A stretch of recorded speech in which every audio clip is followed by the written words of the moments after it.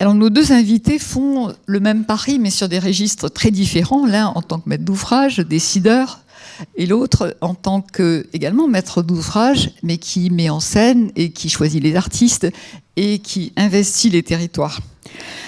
Alors, vous les connaissez, nos deux invités, on va en dire quelques mots. Donc, Édouard Philippe, d'abord, merci d'être avec nous. Alors, vous n'êtes là, pas là en tant qu'ancien Premier ministre ou à aucun autre titre politique, sauf que vous êtes maire et vous êtes président d'une métropole et vous avez souhaité créer un événement, un été au Havre, en 2017, à l'occasion des 500 ans de la ville. On y reviendra rapidement. Et vous l'avez, les événements se sont également déroulés pendant le Covid, et vous nous en parlerez. Puis vous avez également investi le sujet du lien entre Le Havre et Paris, qui a fait l'objet d'un travail artistique qui était proposé par Dany Caravane, si je me souviens bien, dans la proposition d'Antoine Grimbach, et qui aurait rejoint un petit peu le travail que tu as mené, Jean, sur l'estuaire. Donc Jean Blaise est un homme de culture, et il s'est très vite imposé comme un des moteurs principaux de l'action culturelle. Il préfère parler de culture que d'art, dans le territoire nantais, au sens large du terme, Nantes, Saint-Nazaire, et puis l'estuaire. Je ne citerai pas tout ce qu'il a fait, mais en particulier un objet magnifique qui est le lieu unique, donc les anciennes usines Lu, pour lequel tu as mobilisé Patrick Bouchain, et vous avez inventé un lieu parfaitement improbable, qui est sans doute le premier tiers-lieu en France, qui vit très bien, hein, et qui fait vivre ensemble les Nantais et au-delà. Tu as également créé les Allumés, et puis la ville de Paris t'a confié une des Nuits Blanches. Mais le grand projet, on est obligé de le dire, c'est l'estuaire, c'est-à-dire s'emparer de l'ensemble de l'estuaire et faire en sorte que les habitants de l'estuaire sentent qu'ils appartiennent au même territoire. Et ça reste vrai, ça a été un levier extraordinairement puissant. Tu as investi Le Havre également, avec un été au Havre. Je crois que tu as fait 6 saisons, mais tu poursuis tes activités à Nantes, et en particulier, Jean-Marc Ayrault t'avait confié un rôle très important, c'est-à-dire tu diriges l'Office du tourisme, Voyage à Nantes, et tu organises tous les ans des événements pendant l'été, avec chaque fois une nouvelle saison, des œuvres pérennes et des œuvres d'art contemporain. Alors, c'est à ce titre que vous êtes invités tous les deux, mais surtout pour nous expliquer quel est le côté très contemporain de ce mode d'intervention sur le sujet. On avait organisé ici de nombreux événements sur l'art contemporain. Moi, j'avais fait un livre, « Penser la ville par l'art contemporain ». Alors, le sujet est à la fois le même, mais il s'est renouvelé, comme l'art fabricant de ville. Et on a toujours pris le parti de dire que ça ne s'adressait pas seulement aux sachants. Et je crois que vous n'aurez pas investi dans votre ville comme vous l'avez fait, Édouard Philippe, si c'était pour les sachants. Vous l'avez fait vraiment pour tout le monde, pour tous les habitants, y compris ceux qui n'aiment pas l'art contemporain. Il s'agit d'être en lien avec le paysage, une histoire, des usages. Et je reprends ce que disait Daniel Buren. Il disait que l'art public devait être beau. Ce qu'il voulait dire par là, c'est qu'il devait toucher la sensibilité des gens. Parce qu'on va dans un musée voir des œuvres d'art contemporain incompréhensibles, et dans la rue, il faut qu'il y ait de l'émotion et de la sensibilité. En tout cas, il y a une chose qui ne change pas, et qui est vraie pour nous les urbanistes, c'est le lien entre le politique et l'action urbaine, qu'elle soit culturelle, artistique, spatiale. Ici, c'est un événement qui est organisé par les aménageurs, Club Ville Aménagement, et on sait très bien que c'est la relation entre le politique et le concepteur qui marche, sinon ça ne marche pas. Alors, dans votre cas, tous les deux, et c'était le cas aussi avec Jean-Marc Ayrault, et c'est la relation que tu as eue aussi avec Joël Batteux, maire de Nantes, et que tu as aujourd'hui avec Johanna Roland, il y a un degré de confiance qui est incroyable, qui est supérieur à celui d'un élu vis-à-vis de son urbaniste. Parce que l'élu, il voit ce que l'urbaniste propose, alors que l'art contemporain, il ne voit pas. Vous passez commande, vous ne pouvez pas dire à l'artiste ce qu'il doit faire. Il fait ce qu'il veut. Et on ne commande pas à l'artiste. L'artiste est le plus libre des concepteurs. Donc, il faut un niveau de confiance qui est immense. Et peut-être qu'on en parlera dans l'échange entre vous. Et il y a une prise de risque considérable. Parce qu'on ne sait pas si les œuvres vont toucher la sensibilité populaire. Et c'est ce que vous visez tous les deux. Alors, ce qui change aussi, c'est qu'on est dans un contexte moins propice à la décision. Jusqu'à présent, le politique bashing touchait plutôt le national. Et maintenant, il touche les élus locaux. Moins, parce que je crois que les habitants aiment plus leur maire qu'ils n'aiment les députés ou qu'ils n'aiment les ministres ou le président de la République, qu'ils n'aiment pas de moins en moins. Mais ils aiment un peu moins les maires et ils contestent leurs décisions. Je pense que les décisions qu'ont pris un certain nombre de maires ne seraient plus possibles aujourd'hui ou seraient très très difficiles. Et ça, on en reparlera. Et cet engagement que vous avez eu vis-à-vis de l'art contemporain exige de votre part une prise de risque beaucoup plus grande. Alors, Édouard Philippe, racontez-nous comment vous avez fait. Parce que, si j'ai bien compris, vous avez été à Nantes voir ce qui se faisait. Vous avez rencontré Jean Blaise, vous avez rencontré des acteurs économiques, et vous vous êtes inspiré de ce que vous avez retenu, à la fois des actions qui ont été menées, mais des impacts qu'ils ont eus sur le territoire. Bonjour à tous. Il y a beaucoup de choses que vous avez dites qui mériteraient qu'on les... non pas qu'on les reprenne, mais qu'on les discute, voire peut-être qu'on les mette en perspective, voire même peut-être qu'on les conteste.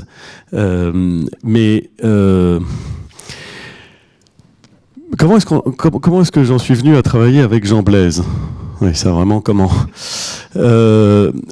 c'est assez simple et je vais vous raconter l'histoire parce qu'elle dit finalement beaucoup de choses en réponse à votre propos introductif. Je suis devenu maire en 2010 d'une ville qui s'appelle Le Havre, que certains d'entre vous connaissent peut-être, qui est une ville qui pendant très longtemps a eu une mauvaise réputation. Elle a eu mauvaise réputation parce qu'elle était une ville industrielle, portuaire, qu'elle avait été totalement rasée en 1944, reconstruite complètement par Perret, dans un style particulier, qui aujourd'hui fait presque l'unanimité, et qui hier faisait presque aussi l'unanimité, mais dans le sens inverse. Comme quoi, il faut toujours se méfier de l'unanimité. Et cette ville avait été pendant très longtemps une ville dénigrée, dont les habitants qui l'aimaient ne formulaient jamais le fait qu'ils l'aimaient. Quand j'étais petit, on ne venait pas du Havre. Enfin, en tout cas, pas quand on était ailleurs. On venait de Normandie. On habitait pas loin de... Bon. Parce qu'il n'y avait pas vraiment de sentiment de fierté, c'est le moins qu'on puisse dire, parce qu'à chaque fois qu'on expliquait qu'on venait du Havre, on nous disait que ça devait être bizarre de vivre à Stalingrad-sur-Mer. Ce que je vous dis est vrai, hein, accessoirement. Ça peut sembler ridicule aujourd'hui, ça peut même d'ailleurs sembler ridicule pour l'époque, mais c'est vrai. Il s'est passé quoi? Il s'est passé que il y a eu, et ça a correspondu notamment à un changement politique de celui de mon prédécesseur, donc je suis très largement innocent, une nouvelle façon d'envisager la ville, de la remettre en mouvement. Et il y a eu en 2005 un facteur décisif qui a été le classement au patrimoine mondial par l'UNESCO. Ça a été un facteur décisif parce que ça a dit aux Havrais qui aimaient leur ville qu'ils avaient raison, qu'en fait c'était beau, et qu'ils pouvaient dire qu'ils venaient du Havre, que c'était beau, comme Venise. Souvent aussi pluvieux d'ailleurs, mais comme Venise. Et donc ça a été un facteur objectivement de fierté. Le problème, c'est que ce facteur objectivement de fierté, il a fallu le faire partager, et il a fallu le faire connaître. La deuxième chose qui s'est passée, pardon, je suis un peu long, mais j'arrive à Jean Blaise. Ouais, ça part pas de Jean Blaise, ça arrive à Jean Blaise. La deuxième chose, c'est que Le Havre, c'est une ville industrielle et portuaire qui entend le rester. Et donc qui investit énormément pour conserver son statut de ville industrielle et portuaire. Mais être une ville industrielle et portuaire dans le monde d'aujourd'hui, ça ne suffit pas. Il faut pouvoir avoir des activités de service. Alors les activités de service, elles avaient disparu au Havre. Elles étaient toutes parties à Rouen, ou à Nantes, ou à Lille, ou à Paris. Il n'y avait plus rien. Donc la ville est pauvre, la ville est rugueuse, elle est plus pauvre, en plus mauvaise santé. Tous les indicateurs sanitaires et sociaux sont moins bons que la moyenne départementale, laquelle est moins bonne que la moyenne nationale. Comme ça. Et donc il fallait changer l'image de la ville pour la rendre plus attractive. C'était pas simplement pour retrouver une fierté, c'était pour faire en sorte que les gens viennent au Havre, pour qu'ils aient envie de s'y installer. 2005, classement au patrimoine mondial. 2017, moi je deviens maire en 2010. je fais la même politique que mon prédécesseur, ou plus exactement, j'applique la même stratégie, et je veux me décaler sur un thème. Pas sur 50, mais sur un thème. Lui avait une politique culturelle, mais moi, je veux faire une politique culturelle un peu plus affichée et un peu plus ambitieuse. Et je commence pas par l'art dans la rue, je commence par la lecture. Peut-être parce que je suis plus sensible à la littérature qu'à l'art contemporain, c'est possible, et que je maîtrise mieux, et donc je me sens plus à l'aise pour prendre un risque en mettant en place une politique de la lecture assez ambitieuse, et vraiment assez ambitieuse. Et on y va. Et puis, on se dit, en 2017, on va fêter le 500e anniversaire de la ville.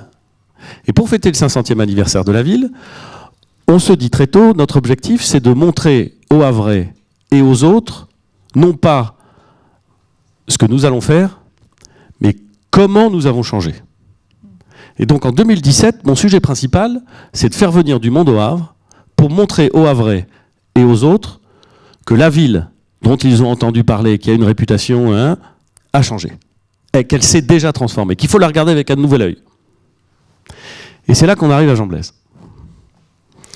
Parce que en 2012, quand je réfléchissais à ma nouvelle politique culturelle, je m'étais dit, il faut que je prenne tous les acteurs culturels de la ville, et vous savez comment c'est, alors évidemment, ils vont être horrifiés si je le dis devant vous et qu'ils voient une capsule sur Internet, mais dans une ville qui n'est pas une immense ville, le monde culturel est souvent un peu marqué par l'entre-soi.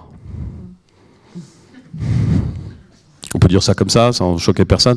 Un petit monde qui se connaît, qui pense que c'est curieux que la ville dans laquelle ils vivent et ils produisent n'ait pas encore reconnu leur talent complètement, parce que vraiment ils sont formidables, ce qui est vrai souvent, mais pas toujours, et qui est un peu marqué par un entre-soi.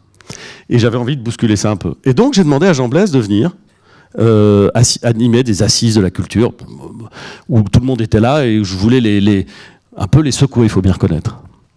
Je me suis rendu compte d'ailleurs, quand Jean Blaise est venu là, qu'en fait on se connaissait. Alors lui il s'en souvenait pas. Non, tu t'en souvenais pas, bien sûr que non, tu t'en souvenais pas. Moi je m'en souvenais, pas non plus d'ailleurs, parce que je me suis rendu compte de ça à table, qu'on s'était vu 20 ans avant, enfin, oui, 20 ans avant, oui, à peu près 20 ans avant, qu'on avait déjeuné un jour 20 ans avant, donc moi j'étais tout petit, j'étais stagiaire, lui il était déjà vachement connu, et qu'en fait on avait des amis communs. Ça aide toujours d'avoir des amis communs. Parce que ça pose les choses, ça crée des correspondances. Spontanément, vous voyez bien qu'on est spontanément, je veux dire, il est chevelu, il est de gauche, il est intelligent parce que c'est un homme de culture, alors que moi, par définition, je suis de droite, donc je suis con, quoi. Je veux dire, c'est effrayant quand même. Mais quand même, on a des amis communs, donc on peut se parler. Donc on se parle. Et c'est à ce moment-là, si je suis très sérieux, qu'il fait naître en moi l'idée, assez simple, mais assez extraordinaire, de dire, en fait, l'art contemporain, t'aimes ou t'aimes pas, c'est pas le sujet. On va utiliser l'art contemporain, pas pour dire qu'on est une ville qui aime l'art contemporain. Toutes les villes peuvent aimer l'art contemporain. Non, non, non, non. On va utiliser l'art contemporain pour obliger les gens à regarder la ville. C'est ça. Et ça, c'est le coup de génie de Jean. Et qui m'a allé très très bien. Il n'a pas eu besoin de me le dire 2 fois. Et donc, en réalité, quand vous dites on fait cette manifestation pour l'art, non. On fait cette manifestation pour que, à travers des œuvres d'art, des créations, on puisse découvrir une ville. Cette œuvre, c'est une lunette, ou des nouvelles lunettes, sur la ville. Ça permet aux gens qui connaissent la ville de la regarder autrement, ça permet aux gens qui ne la connaissent pas de la découvrir et de s'obliger à la regarder.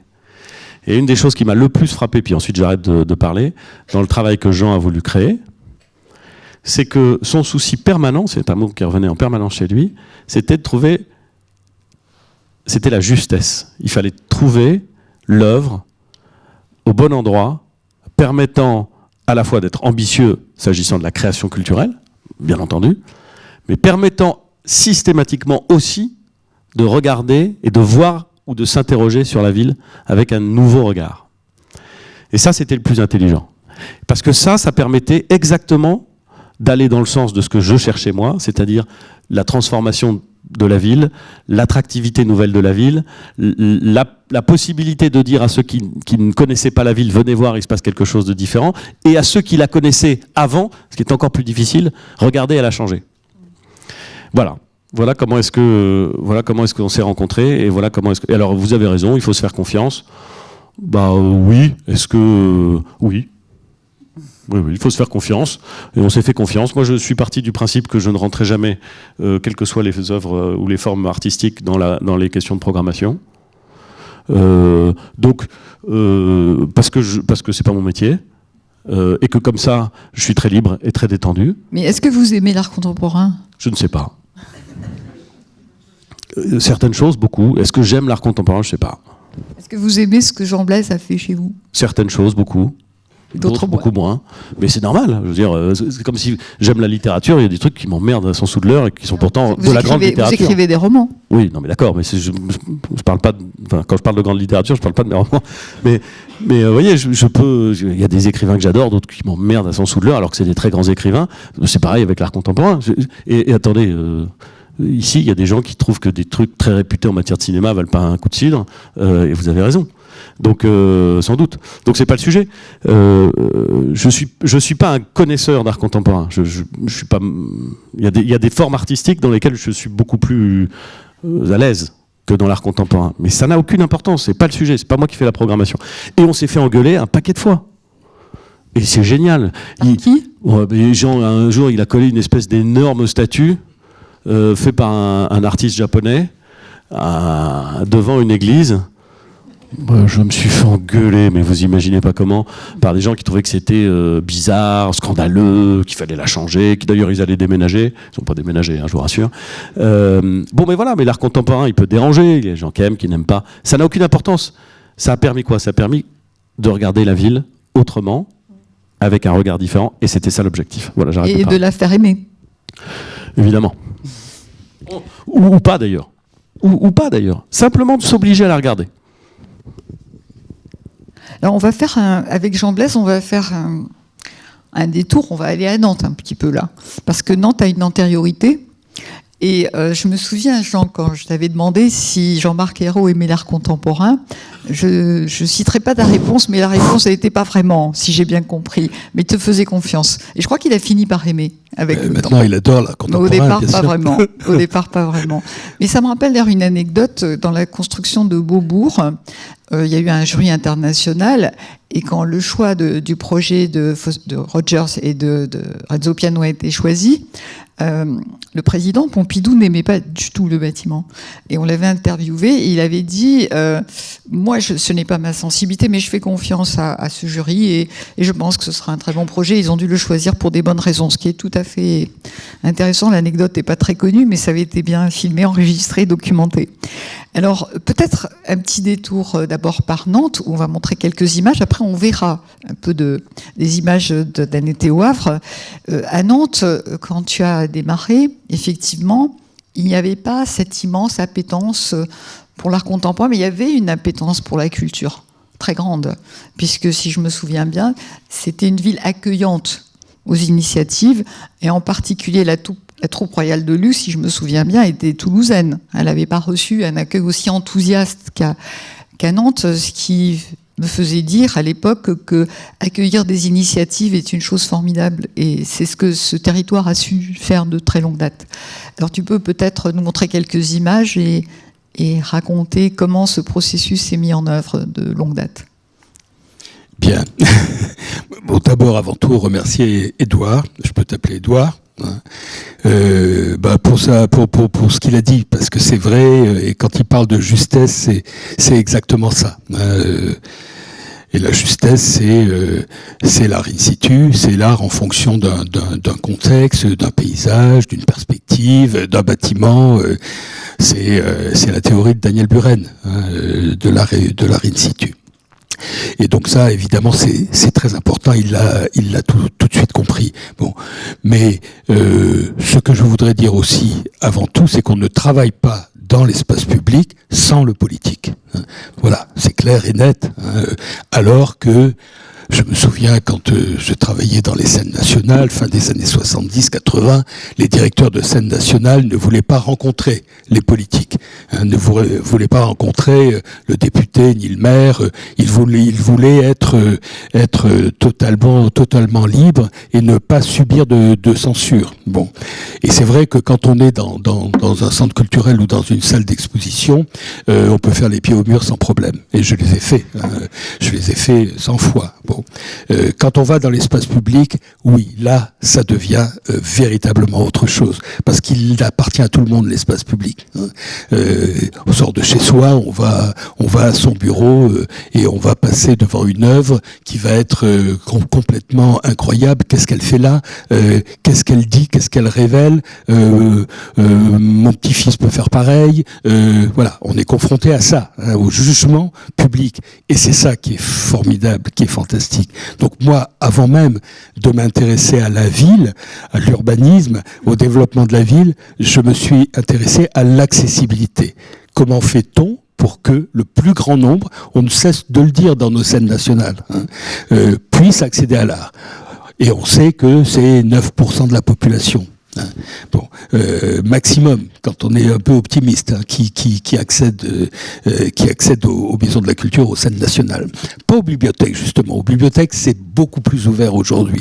Et celle que tu as réalisée au Havre, elle est absolument géniale, magnifique. Bon, mais voilà. Et donc, la seule façon pour moi, véritablement, de toucher tout le monde, et pas le plus grand nombre, tout le monde, y compris ceux qui nous détestent, eh bien, c'est d'aller dans l'espace public. Et c'est ce qui m'a intéressé.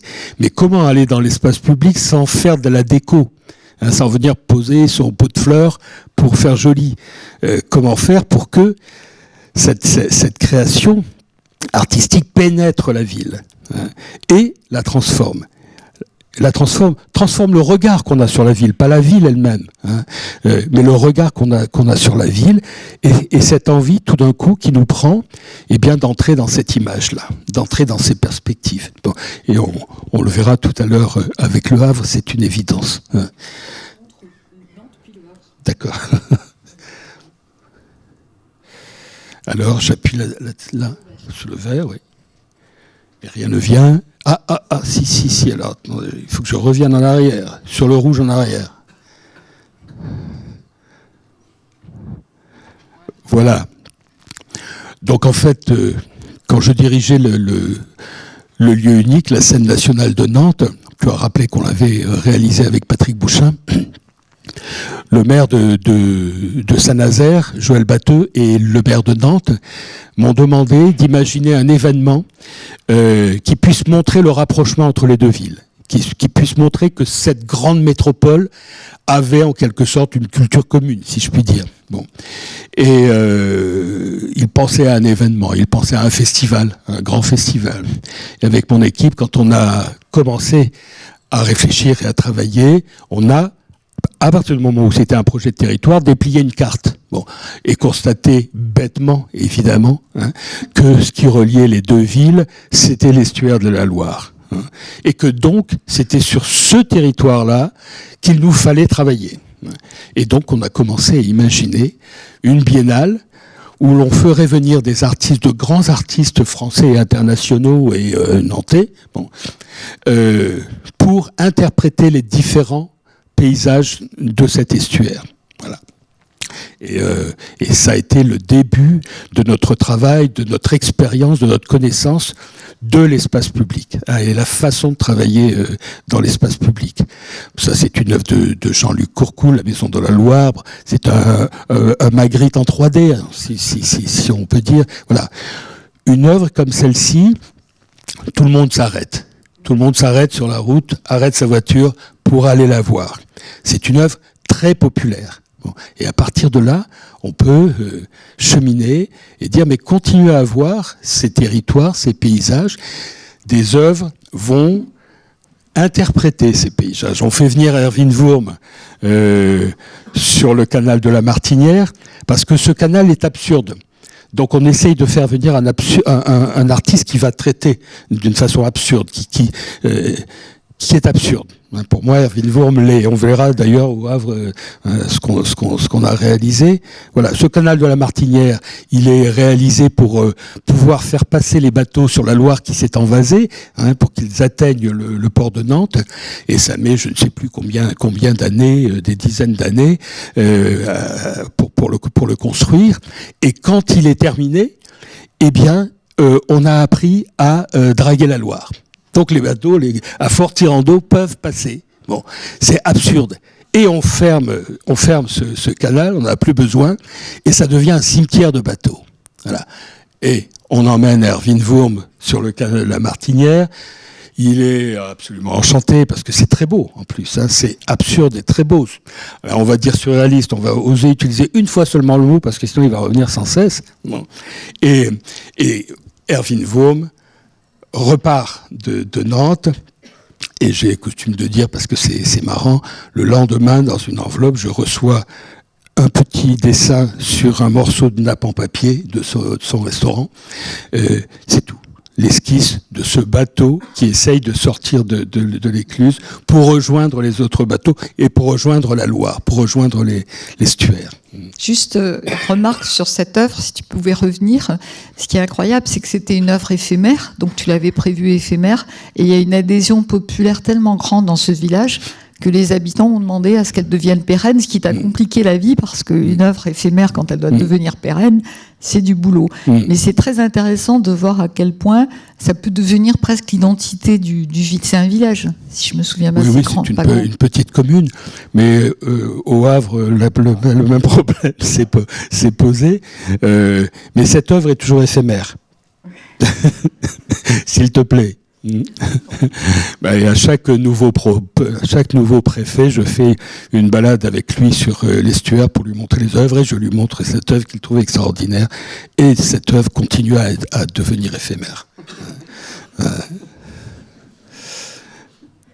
Là, un autre exemple à Saint-Brévin-les-Pins, le serpent de Wang Yongping, qui est décédé il y a très peu d'années, 2 ou 3 ans. Bon.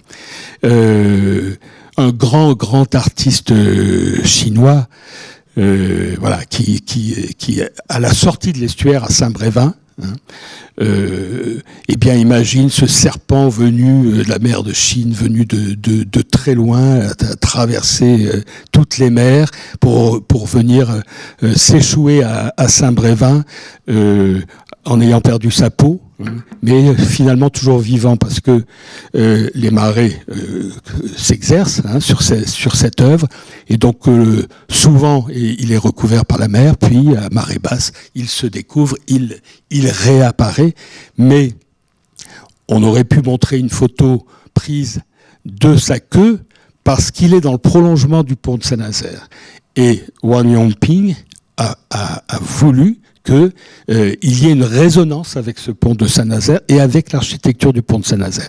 Et une œuvre dans l'espace public est véritablement réussie quand elle est véritablement in situ, et quand elle dialogue ou qu'elle disturbe ou le paysage en question, le territoire en question. Suite de triangles à Saint-Nazaire, Felice Varini, donc ces triangles qui sont épars dans le port de Saint-Nazaire. Quand on se balade, on se demande ce qu'ils fichent là. Et puis quand on va sur le toit de la basse sous-marine, tout d'un coup, on a cette anamorphose qui se déplie, qui se déploie. Voilà, c'est une espèce de tour de magie qui s'opère. Bon, alors après, ce qui est intéressant aussi de voir, c'est que pour que ces œuvres puissent exister, il faut un travail préparatoire énormissime. Et là, on le comprend bien, puisqu'on est sur des bâtiments d'entreprises différentes. Je ne sais plus combien il y en a, je dirais une dizaine ou une vingtaine, je ne sais pas. Eh bien, il faut aller les voir une par une, les convaincre du bienfait de cette installation, et donc de faire tout ce travail d'approche que nous faisons pour toutes les œuvres dans l'espace public, puisque l'espace public ne nous appartient pas, il nous faut les autorisations de ces usagers. Bon. Et donc là, un énorme travail avec les entreprises de Saint-Nazaire, qui bien évidemment payent après, puisqu'elle est défendue, l'œuvre, par tous ces gens, et par tous les salariés des entreprises. Ça, c'est encore à Saint-Nazaire. de Loire-et-Giquel. Bon, ben là, on a un exemple de bon, le pied, le pull ovaire, le système digestif, ça représente une personne. Bon. Le système digestif, il a évidemment eu du mal à passer. Mais voilà, il est quand même là. Hein. Ouais. Édouard a beaucoup d'humour, je ne sais pas si vous l'avez...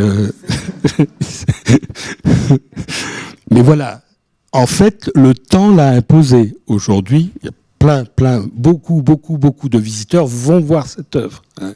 Bon, voilà. Et donc, c'est...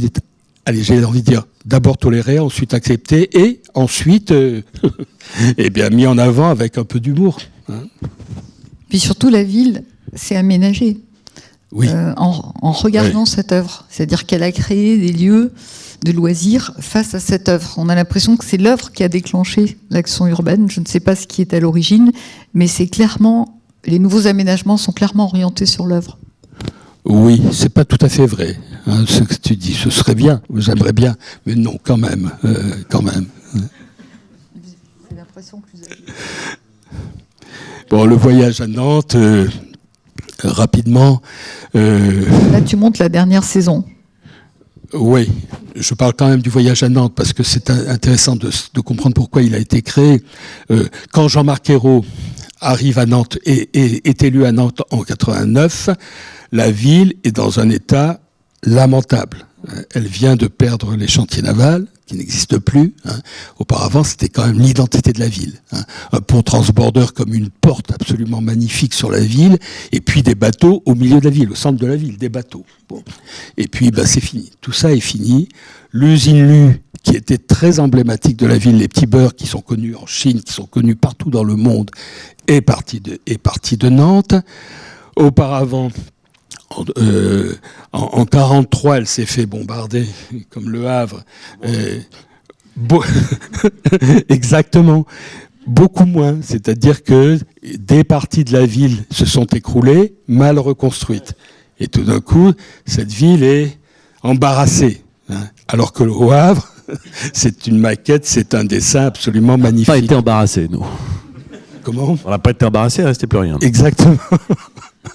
Exactement. Vous êtes excessif toujours un peu au Havre. Hein. Voilà, donc, il mise. En 89, oui, Saint-Nazaire a été rasé. Mais mal reconstruite aussi, pas comme au Havre. Donc, 89, Jean-Marc Ayrault mise sur la culture pour redonner des couleurs à la ville. Hein, en attendant de la reconstruire. Mais il a anticipé, il sait qu'il va lui falloir 30-40 ans. Et c'est ce qui s'est passé. Hein. Et en attendant, il mise sur la créativité. On fait venir Royal Deluxe, hein, qui était à Toulouse, qui vient à Nantes. On crée les Allumés. Dire qu'en fait, on invite chaque année de 6h du soir à 6h du matin pendant 6 nuits des artistes d'avant-garde d'une grande ville du monde, Barcelone, Buenos Aires, Leningrad, etc., qui viennent agiter la ville, qui viennent véritablement bousculer la ville. Voilà. Et on prend l'habitude de ça. On découvre la friche de l'usine Lu. On en fait le lieu unique. D'abord un lieu de vie avec un grand bar, un grand restaurant ouvert toute l'année, tous les jours, y compris le dimanche, sauf le 1er mai. Voilà. Donc ça, c'est nouveau aussi. C'est-à-dire, c'est une ville qui se voue à la créativité, à la création artistique. Pour Jean-Marc Ayrault, c'était très important. Et ensuite, on crée Estuaire. Et là, on commence à voir arriver beaucoup de touristes, hein, dans une ville qui n'avait pas de tourisme d'agrément. Hein. Et en 2010, il me demande de créer une structure qu'on appellera le Voyage à Nantes, qui rassemble le château des Ducs de Bretagne, les machines de Lille, la Happe Galerie, qui est un centre d'art contemporain, le mémorial de l'abolition de l'esclavage, toute la collection Estuaire, hein, qui commence à grandir, et le tourisme. Hein. Voilà, tout est lié. Et au fil des années, le tourisme d'agrément va beaucoup se développer grâce à l'événement.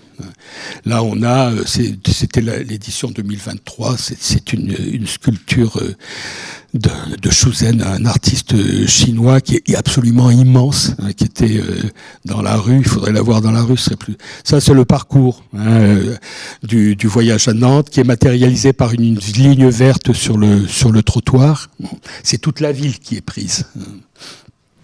Ça, c'est une des premières, si ce n'est la première œuvre d'estuaire Daniel Buren, hein, les anneaux de Daniel Buren, qui sont à la fois une longue vue sur l'estuaire et en même temps un rappel, hein, du commerce triangulaire.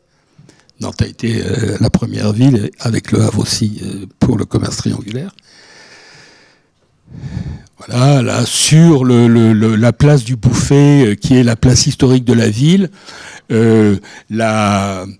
Johanna Roland, maire de Nantes, aujourd'hui, accepte que la statue, la sculpture de Philippe Ramette, le pas de côté, dise la ville. Hein, sur le socle est noté Nantes, éloge du pas de côté. Hein, ça veut dire quelque chose. C'est-à-dire, pour qu'un politique accepte ça, c'est qu'il a envie de le dire. Hein, c'est que c'est un véritable message adressé d'abord aux Nantais, bien évidemment, et ensuite à tous les visiteurs. Hein.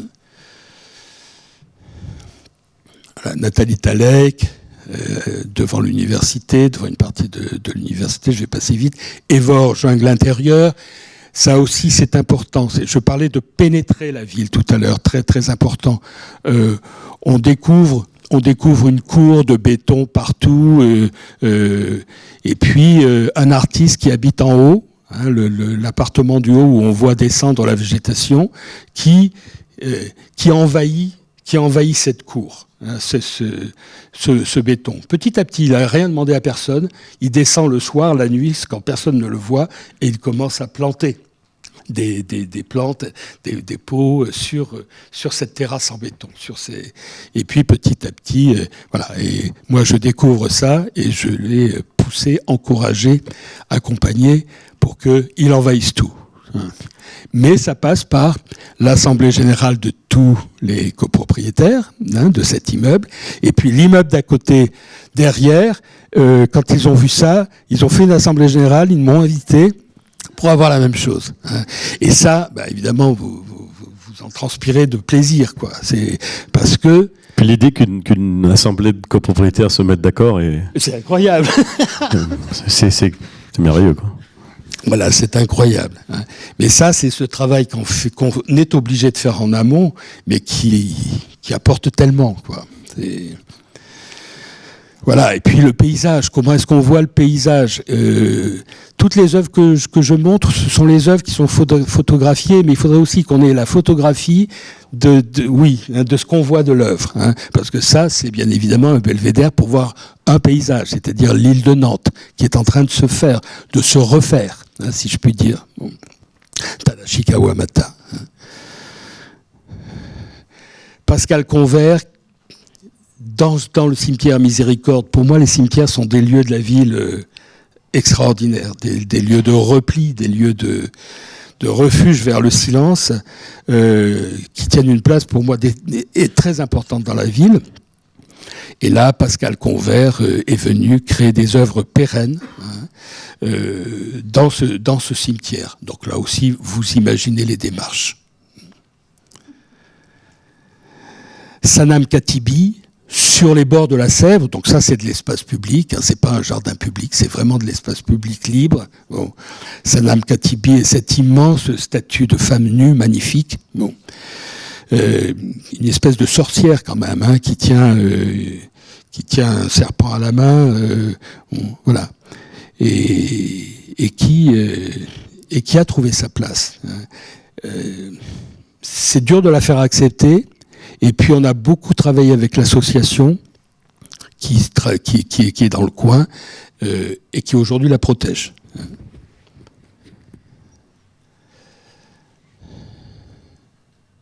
C'est fait, c'est fini. Est-ce qu'on poursuit le voyage et on va tout de suite au Havre ?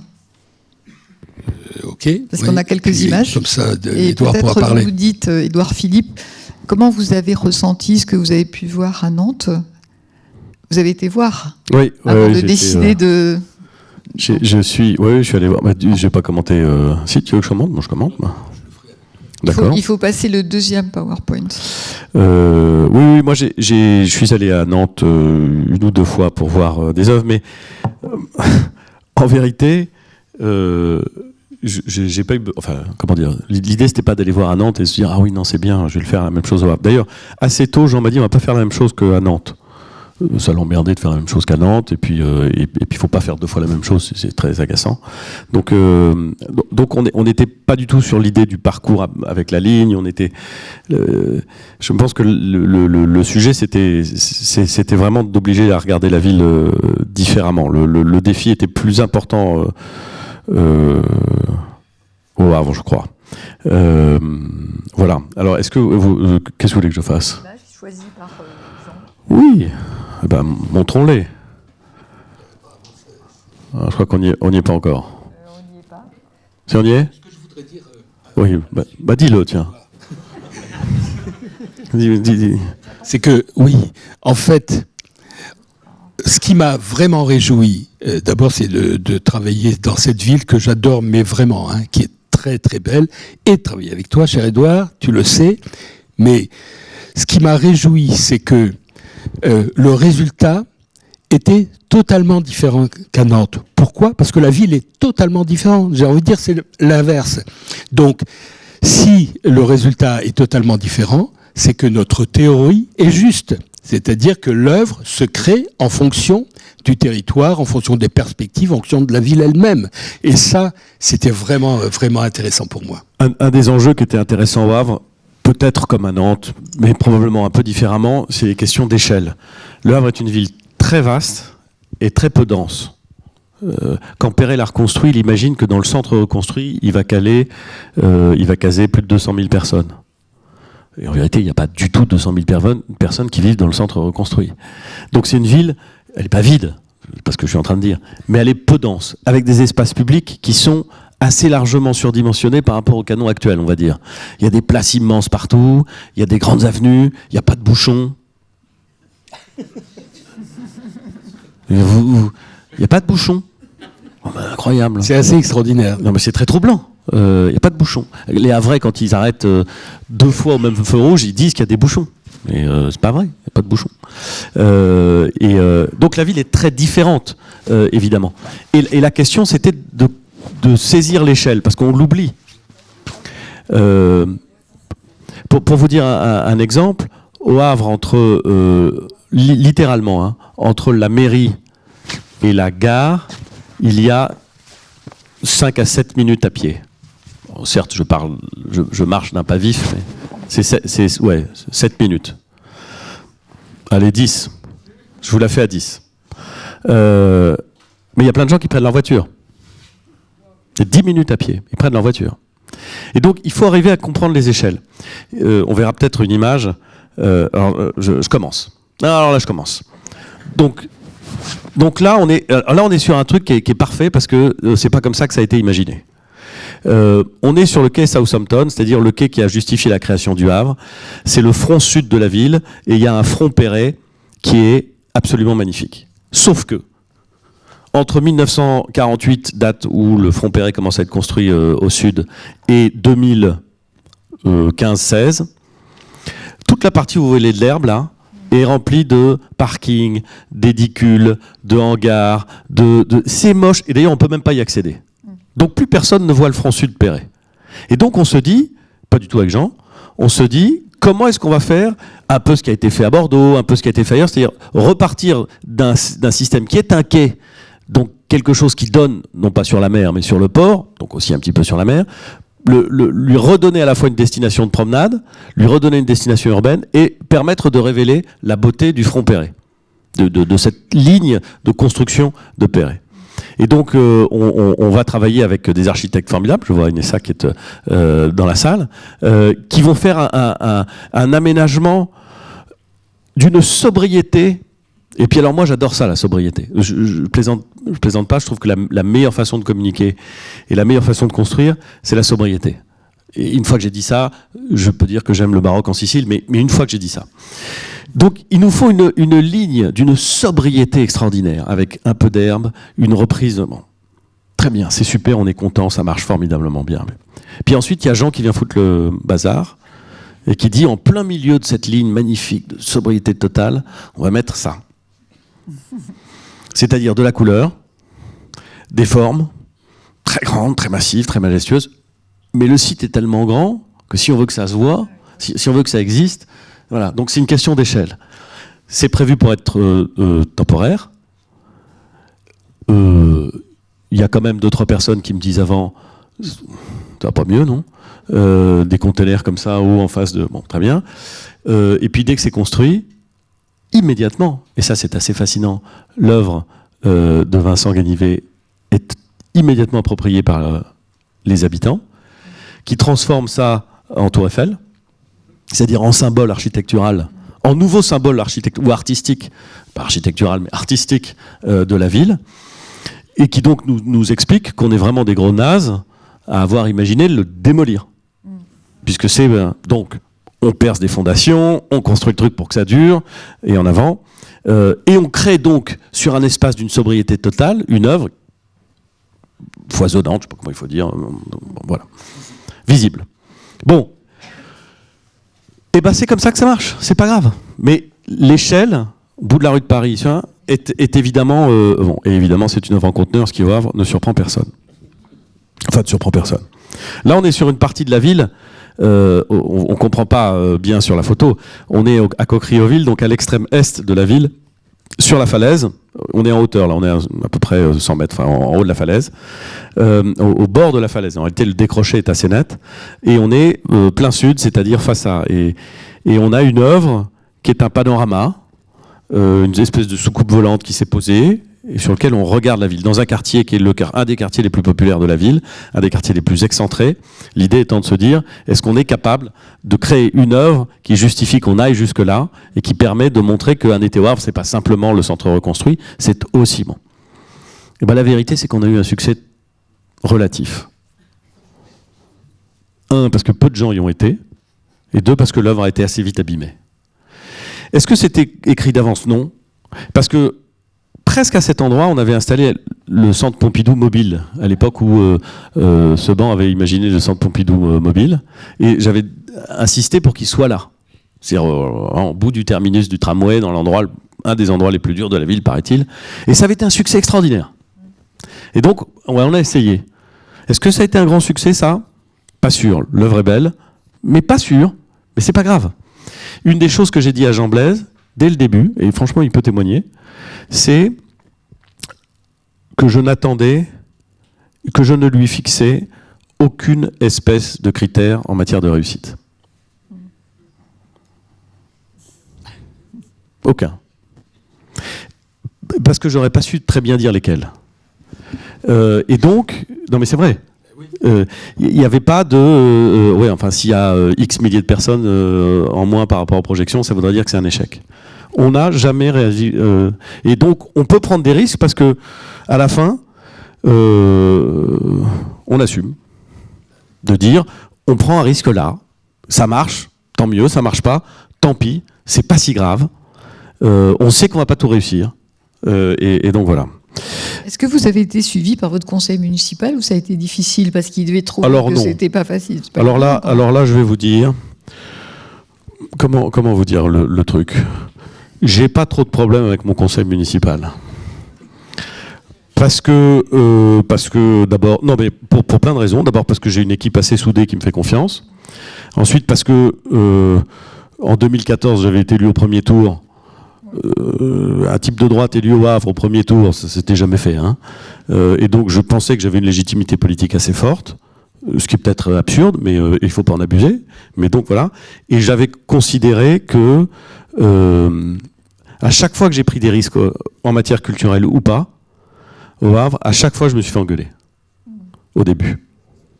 Et puis après c'est passé. Ça a dû surprendre quand même. Oui, bah tant mieux. Oui. Tant mieux. Et puis les Havrais sont assez... En fait, les Havrais, ils sont... Et parfois ils étaient un peu choqués, parfois ils ont dit mais pourquoi est-ce que vous faites ça? Bien sûr, c'est normal, c'est la vie. Mais en fait ils sont assez enthousiastes. Ils aiment bien l'idée qu'on prenne des risques. C'est quand même... Puis avec les containers maintenant tu la CGT avec toi. Mais beaucoup plus que ce que tu penses. Beaucoup plus que ce que tu penses. Alors, Erwin Wurm, là, évidemment, il fait pas que des bateaux qui ont des formes bizarres. Il a fait cette petite maison.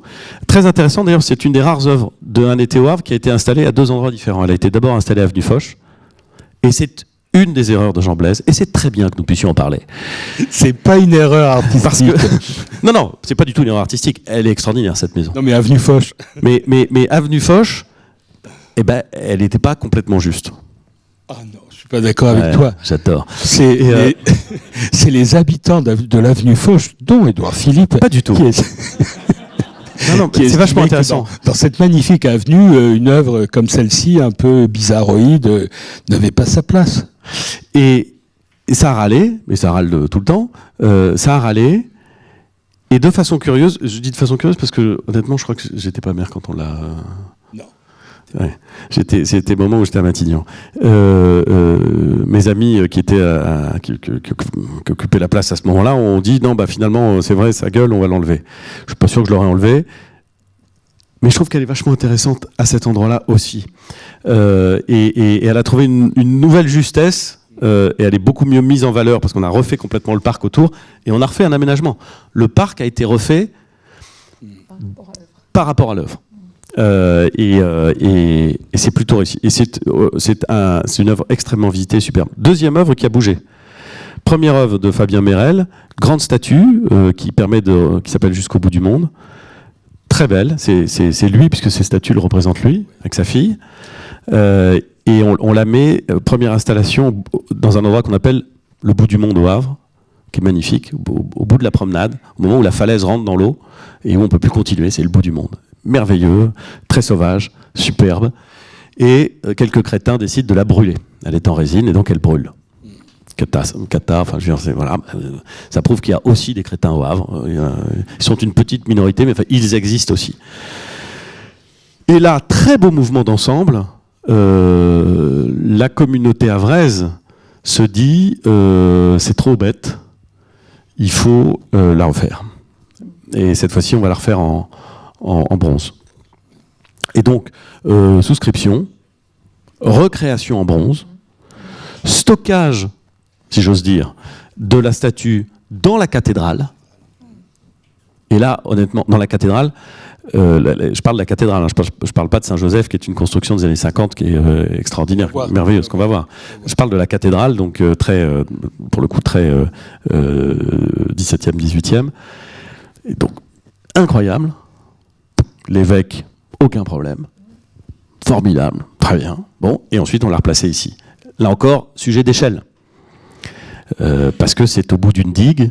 Et il faut qu'elle se voie, il faut qu'elle prenne sa dimension, il faut qu'elle raconte quelque chose. Ça, c'est ma préférée.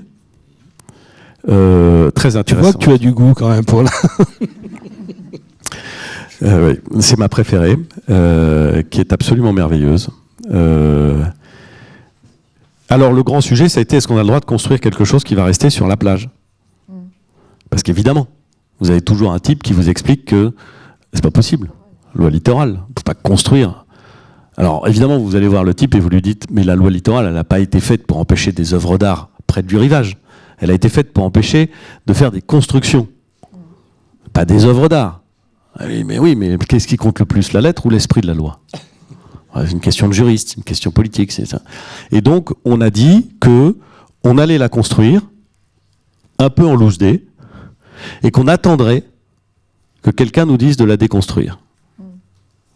Et on attend. Depuis quand ? Depuis qu'elle est là. 2018. Et j'attends qu'un préfet me dise non, c'est très très mal, il faut la déconstruire. Okay. Si on pouvait ne pas diffuser cet extrait de notre conférence, ça m'arrangerait. C'est pas la peine de donner des mauvaises idées à quelqu'un.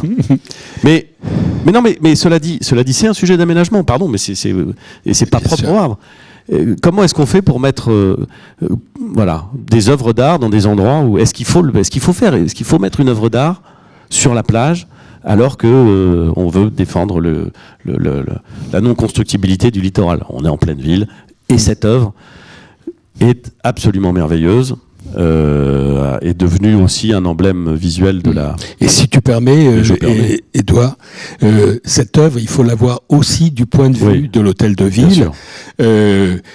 Dans la perspective de l'avenue Foch, elle prolonge, elle augmente la ville, elle prolonge la ville. C'est ça qui est magnifique, elle est d'une grande justesse aussi. Parce qu'on avait deux sujets en termes d'aménagement. On avait à la fois la loi littorale, bon, ok, très bien, et on avait le cône de vue du classement au patrimoine mondial de la perspective de l'avenue Foch. Deuxième sujet compliqué. Et on a d'ailleurs fait attention, parce qu'autant la loi littorale, je pouvais considérer que le rapport de force serait à mon avantage, pour le dire poliment, autant installer ça dans le cône de vue aurait été un sujet. Et donc on l'a mis juste en limite du cône de vue. On a été audacieux et prudent. Voilà, c'est normand, vous voyez, c'est mesuré. Mais c'est une très belle œuvre. Bon, là on est dans une œuvre exceptionnelle, hein, puisque l'église Saint-Joseph, c'est vraiment, c'est en soi c'est merveilleux. Merveille du monde, l'église Saint-Joseph. Merveille absolue. Et Jean a eu l'idée baroque d'installer cette œuvre magnifique. Mais ça, c'est à toi d'expliquer pourquoi. Oui, c'est Charles Chota, c'est sa manière de travailler, ce cocon très important, très grand, qui tombe du haut du clocher jusqu'à l'autel. Voilà. Et c'était là encore d'une justesse incroyable et d'une force, d'une puissance extraordinaire. Et l'église elle-même est tellement extraordinaire. Alors, il y a un sujet d'échelle, mais là aussi, vous voyez la forme d'audace qui va avec. Il y a évidemment des célébrations dans cette église. Et on aurait pu imaginer, ou redouter, ou comprendre que le curé de la paroisse explique que non. C'était pas simplement un lieu touristique, c'était... voilà. Et on n'a jamais eu de problème, en vérité. Jamais. Ce qui est plutôt à mettre au crédit des Havrais. Voilà. Une maison futuriste.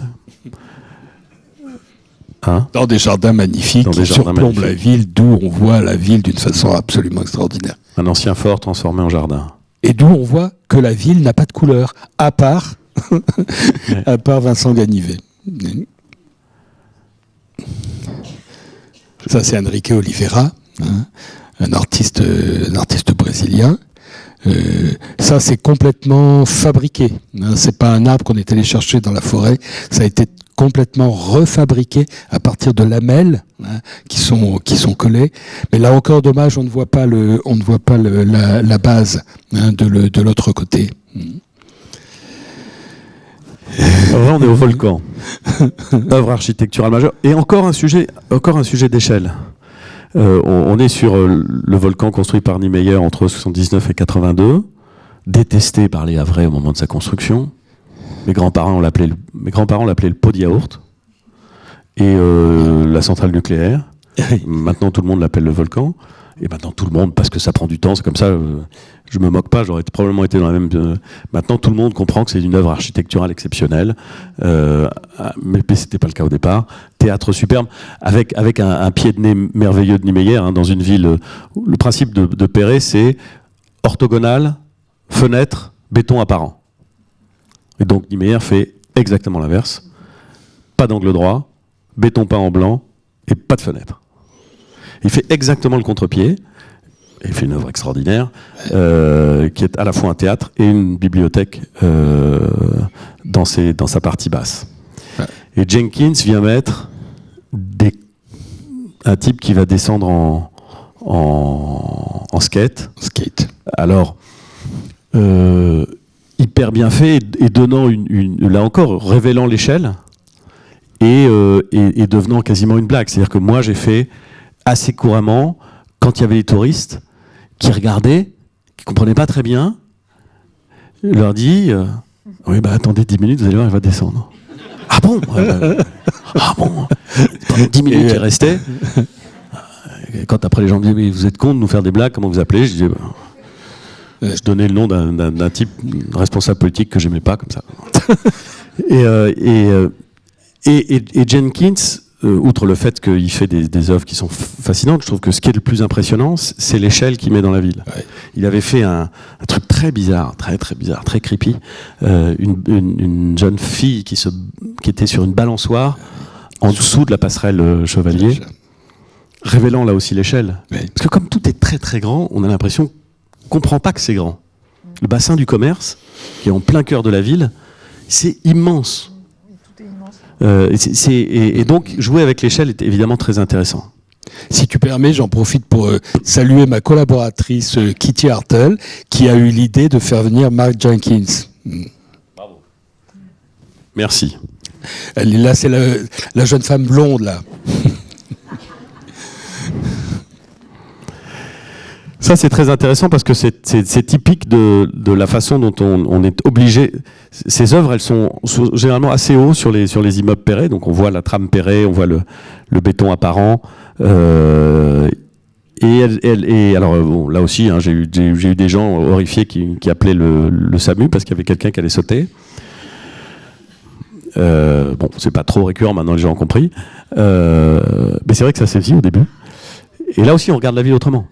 C'est-à-dire qu'on regarde autrement un immeuble qui, pour beaucoup, est caractérisé par une très grande uniformité, alors qu'un des charmes de l'architecture perrée, c'est que, en réalité, c'est semblable, mais toujours différent. Il y a toujours des petites choses qui diffèrent. Le rythme, la couleur, parfois du béton, les colonnes. Enfin, il y a en fait beaucoup de détails. Ouais, absolument. Donc ça, c'était une bonne façon de regarder la ville autrement. Ouais. Et il dit le vertige de la ville, hein, Stéphane Backlund. Oui, aussi, absolument. Ouais. Là, c'est marrant que vous voyez ça, parce que l'année prochaine, ce sera un peu du tout comme ça. Mais alors du tout. Là, c'est un exemple, là encore, d'aménagement complet, pas autour de l'œuvre, mais qui intègre l'œuvre, puisque l'œuvre va rester. Et en revanche, on pète tout. On va transformer ça en jardin. Mais quand je dis en jardin, il n'y a plus rien de minéral qui reste, ça devient un jardin. Et qui révèle un des rares bâtiments qui a survécu au bombardement. Il y a 3 bâtiments qui ont survécu au bombardement dans le centre-ville, dont le muséum. Et on transforme ça en jardin, ce qui va être assez extraordinaire. Voilà. Les œuvres sont pérennes ou il y en a qui sont pérennes? Pas toutes. Celle-ci, oui. Toutes celles qu'on a vues, oui, absolument. Et il y a des œuvres éphémères qui sont devenues pérennes. Beaucoup. Non, pardon, Jenkins, il n'est pas resté. Ah non, mais toutes les... Non, chaque année, notre objectif, c'est de garder 1 ou 2 œuvres pour constituer une collection. Parce que chaque année, on fait un été au Havre. Alors ça, c'est une décision exceptionnelle, extrêmement intelligente, qui n'a pas été prise par moi. Donc je rends hommage à celui qui a été maire quand moi je suis parti à Matignon. On avait prévu de faire ça en 2017. Et puis de s'arrêter, de faire... Alors on avait mis beaucoup d'argent pour 2017, mais c'était prévu pour une fois. Et en 2017, moi j'ai pas bien profité du truc, parce qu'au moment où ça a inauguré, je suis parti à Matignon. Donc bon. Et mon successeur a eu une idée de génie. Il a dit, mais en fait, on va continuer. On va continuer. Et moi, je suis pas sûr que j'aurais eu peur de faire un petit peu petit bras par rapport à ce qu'on avait fait en 2017. Donc je suis pas sûr que j'aurais continué. Peut-être, mais je n'en suis pas sûr du tout. Lui a décidé. Et donc maintenant, chaque année, bon, c'est quand même un budget global d'environ 3 millions par an. Hein. Combien ? 3 millions. Ah oui. Attendez, il n'y a pas que la ville qui paye. Hein. Vous m'avez bien regardé. Il y a la ville, la communauté urbaine, les entreprises havraises, la région très peu, trop peu d'ailleurs à mon avis, et pas mal d'autres financeurs. Mais donc, on a un effet cumulatif. Et on est en train de constituer une collection. Quand Jean a arrêté, parce que c'était très sain qu'il arrête, au sens où moi j'adore travailler avec lui, mais au bout de 6 saisons, c'était bien qu'il passe la main à quelqu'un d'autre. C'est d'ailleurs en plein accord qu'on a décidé ça. La ville a repris la propriété de toutes les œuvres acquises définitivement, et donc va les entretenir. Et on crée une collection. Et donc chaque fois qu'on vient au Havre, on a des œuvres supplémentaires. Et on a quand même un rappel des éléments essentiels ou intéressants du passé. Et ça, c'est évidemment une collection unique qui se constitue avec le temps. Je ne sais pas si elle prend de la valeur, c'est pas l'objectif, Mais ce que je sais, c'est qu'elle fait en sorte que chaque édition est plus intéressante pour le visiteur qui vient pour la première fois. Et vous avez eu des retombées importantes, si j'ai bien compris.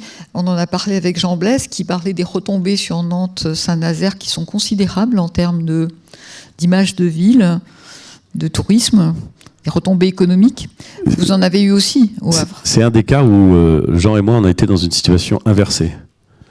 Parce que je lui ai dit, c'est vrai, très tôt, je me fiche de savoir comment est-ce qu'on évalue le succès de cette affaire. On va le faire parce que je suis à peu près sûr que ça va marcher et que ça va être intéressant, puis on verra bien. Mais il n'y a pas de critères, il y a pas de... Et Jean m'a dit, t'es un âne. Au contraire, il y a des critères, on va compter les nuitées. C'est lui qui m'a dit ça. Moi, j'aurais jamais osé. C'est lui qui m'a dit ça. Il m'a dit, on va voir s'il y a un impact. Et l'impact a été énorme. Est-ce que c'est juste l'impact d'un été au Havre ? Probablement pas seulement. Mais c'est évidemment aussi l'impact d'un été au Havre. Alors, on a un truc assez simple, hein, on compte le nombre de connexions uniques de portables sur la rue de Paris et sur le quai de Southampton entre juillet et août.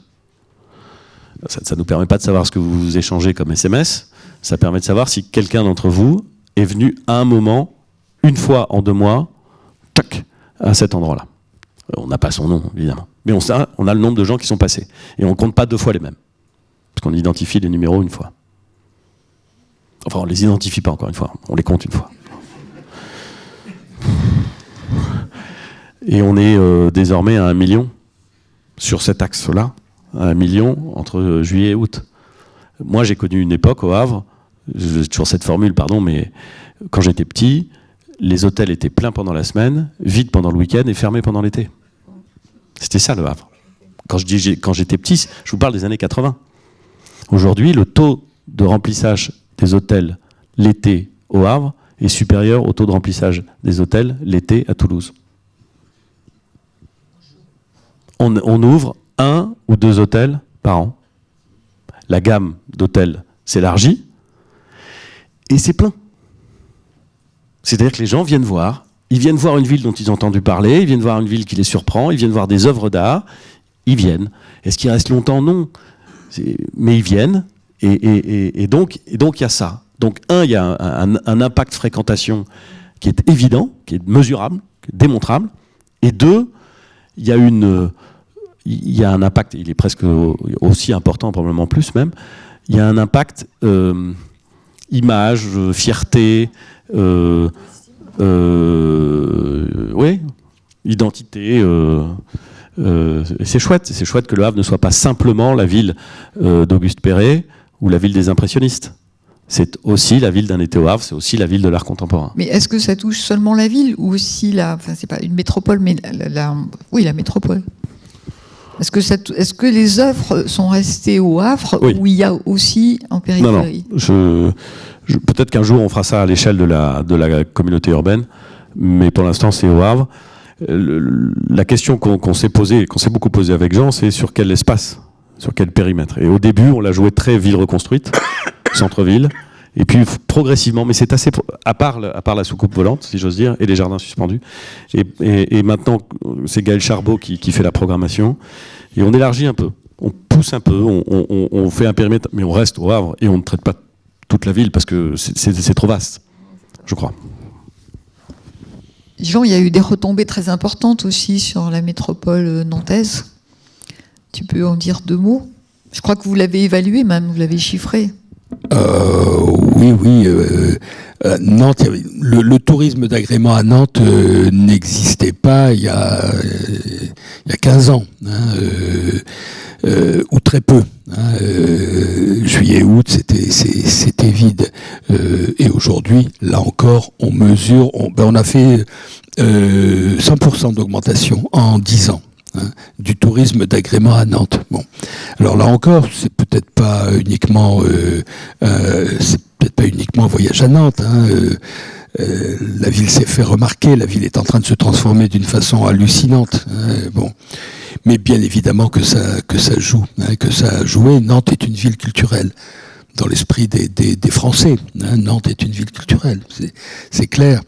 Donc oui, c'est très important et on s'est toujours attaché à montrer que ça rapportait plus que ça ne coûtait. Ça, c'est très important. Hein. Parce que quand on dit, nous aussi, c'est 3 millions. Hein. 3 millions pour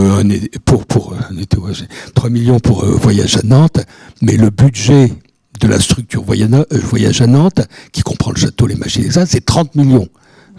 Bon, donc c'est des budgets énormes, mais qui en fait sont inférieurs aux retombées économiques, à ce qu'ils rapportent. C'est une évidence maintenant, pour tout le monde. Hein. Et les Nantais, ça pose plus de questions. Pas que le tourisme, il y a des investisseurs qui viennent faire des choses à Nantes. Parce que l'image de la ville, l'image créative de la ville transforme tout. Bon.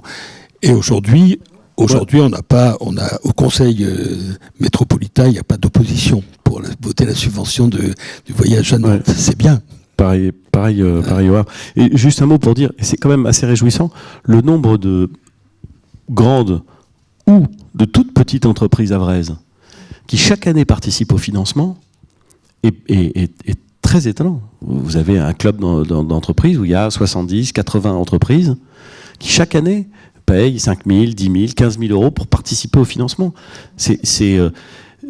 Alors vraiment, littéralement, elles n'ont rien à y gagner. Hein. Si ce n'est cette dynamique qui les intéresse, parce qu'elles ont compris qu'il y avait dans ça quelque chose d'important qui se jouait. Et c'est aussi une autre façon de l'appropriation, elle compte, y compris l'appropriation des structures et des entreprises qui décident ou non de participer financièrement. Alors, Édouard Philippe nous quitte dans 15 minutes, donc si vous avez quelques questions, nous on reste ensemble pendant encore une heure. Blanche, est-ce que tu peux passer le micro? Est-ce que vous pouvez poser des questions très très courtes, parce qu'on a juste 15 minutes avec lui. Ne faites pas une présentation de votre travail, juste des questions, si possible. Alors, oui, il y avait une question derrière, vous pouvez vous présenter, nous dire qui vous êtes, et question très très courte, s'il vous plaît. On n'entend rien.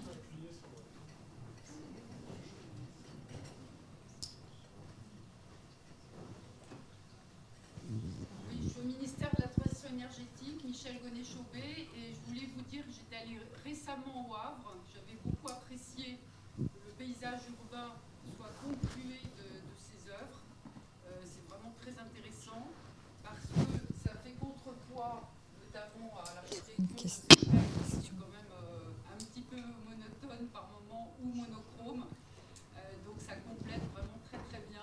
Et le deuxième point que je voulais vous dire, c'était que je pense qu'il y a aussi une politique en matière d'équipement public qui fait que la ville est très attractive. Ah non. Je préfère quand c'est vous qui dites que quand c'est moi, c'est plus convaincant, mais... Non, mais bien sûr. Moi, je trouve pas l'architecture de Perret monotone ou monochrome. Et parce que pour une raison très simple, c'est que Perret a un coup de génie, pardon de développer ça, il a un coup de génie quand il conçoit son béton, il y a des architectes ici qui connaissent mieux le béton que moi, qui connaissent mieux l'architecture que moi, mais il a quand même un coup de génie, il arrive à faire un béton qui prend incroyablement la lumière. Or, on est dans un estuaire, on a une lumière d'estuaire, et donc le béton de Perret, il change de couleur, littéralement, avec la couleur, et avec, pas simplement avec le climat, avec l'heure du jour. Et donc je voulais dire excusez-moi, vous passez la parole à quelqu'un d'autre là parce qu'on a très peu de temps. Monochrome, donc c'est ça que je voulais dire. Vous passez le micro s'il vous plaît devant. Ou plutôt on va prendre 2-3 questions parce que sinon on n'y arrivera pas.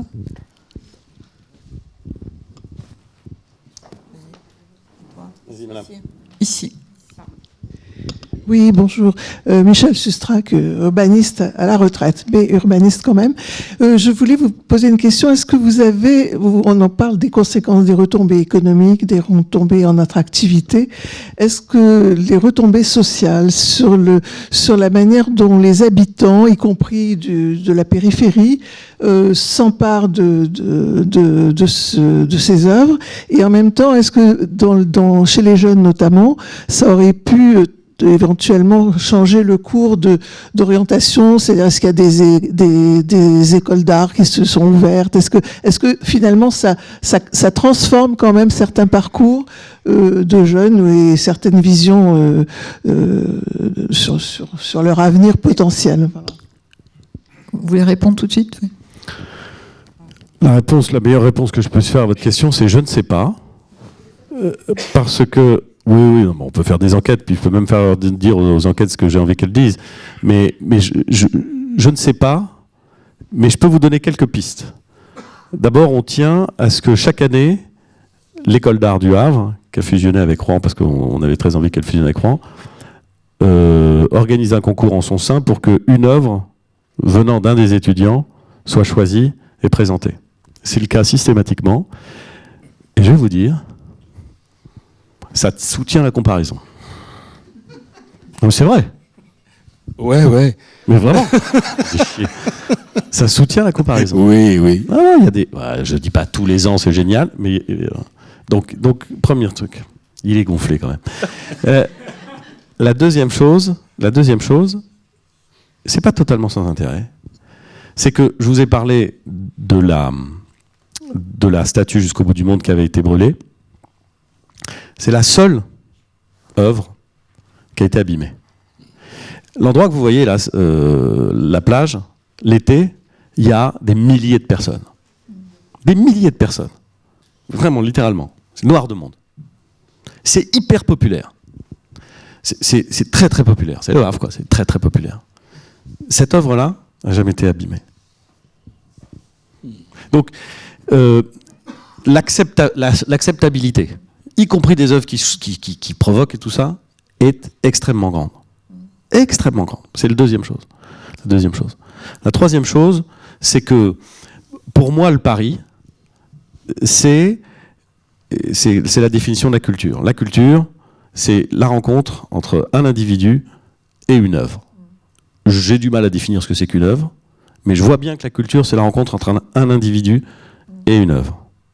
Et donc, mon objectif, c'est de faire en sorte qu'il y ait des œuvres et qu'il y ait des individus qui les rencontrent. Il y a de la médiation, et il n'y en a pas, parce que la plupart du temps, il n'y a pas de médiation. Pour la plus grande majorité des gens, on ne va pas écouter la médiation, en vérité. Donc, il y a ceux qui veulent, et il y a ceux qui ne veulent pas. Mais ils voient, et ils pensent, et ils réfléchissent. Et je ne sais pas ce que ça produit. Et à votre avis, est-ce que c'est un facteur de cohésion sociale? C'est-à-dire, est-ce que des gens qui ne se rencontrent pas se rencontrent à cette occasion? Est-ce que ça croise des populations qui ne se croisent pas? Parce que c'est quand même un des grands enjeux aujourd'hui de la ville. Je ne sais pas. Je ne sais pas. Que ça crée un référentiel commun, une culture commune, sans doute. Sans doute. Est-ce que ça crée du lien social? Je suis sûr que je pourrais faire un discours en disant que oui. Mais je ne suis pas sûr. Je ne suis pas sûr. Et encore une fois... La cohésion, c'est pas forcément... Non, je sais bien. Oui, bah d'accord. Très bien. Culture cohésion, commune, c'est pas forcément culture lien. commune, façon de regarder la ville, fierté commune, ça oui. Ça oui. Lien social, je sais pas. Je suis pas sûr. Je dirais exactement la même chose. Mais moi, j'insiste quand même sur la médiation.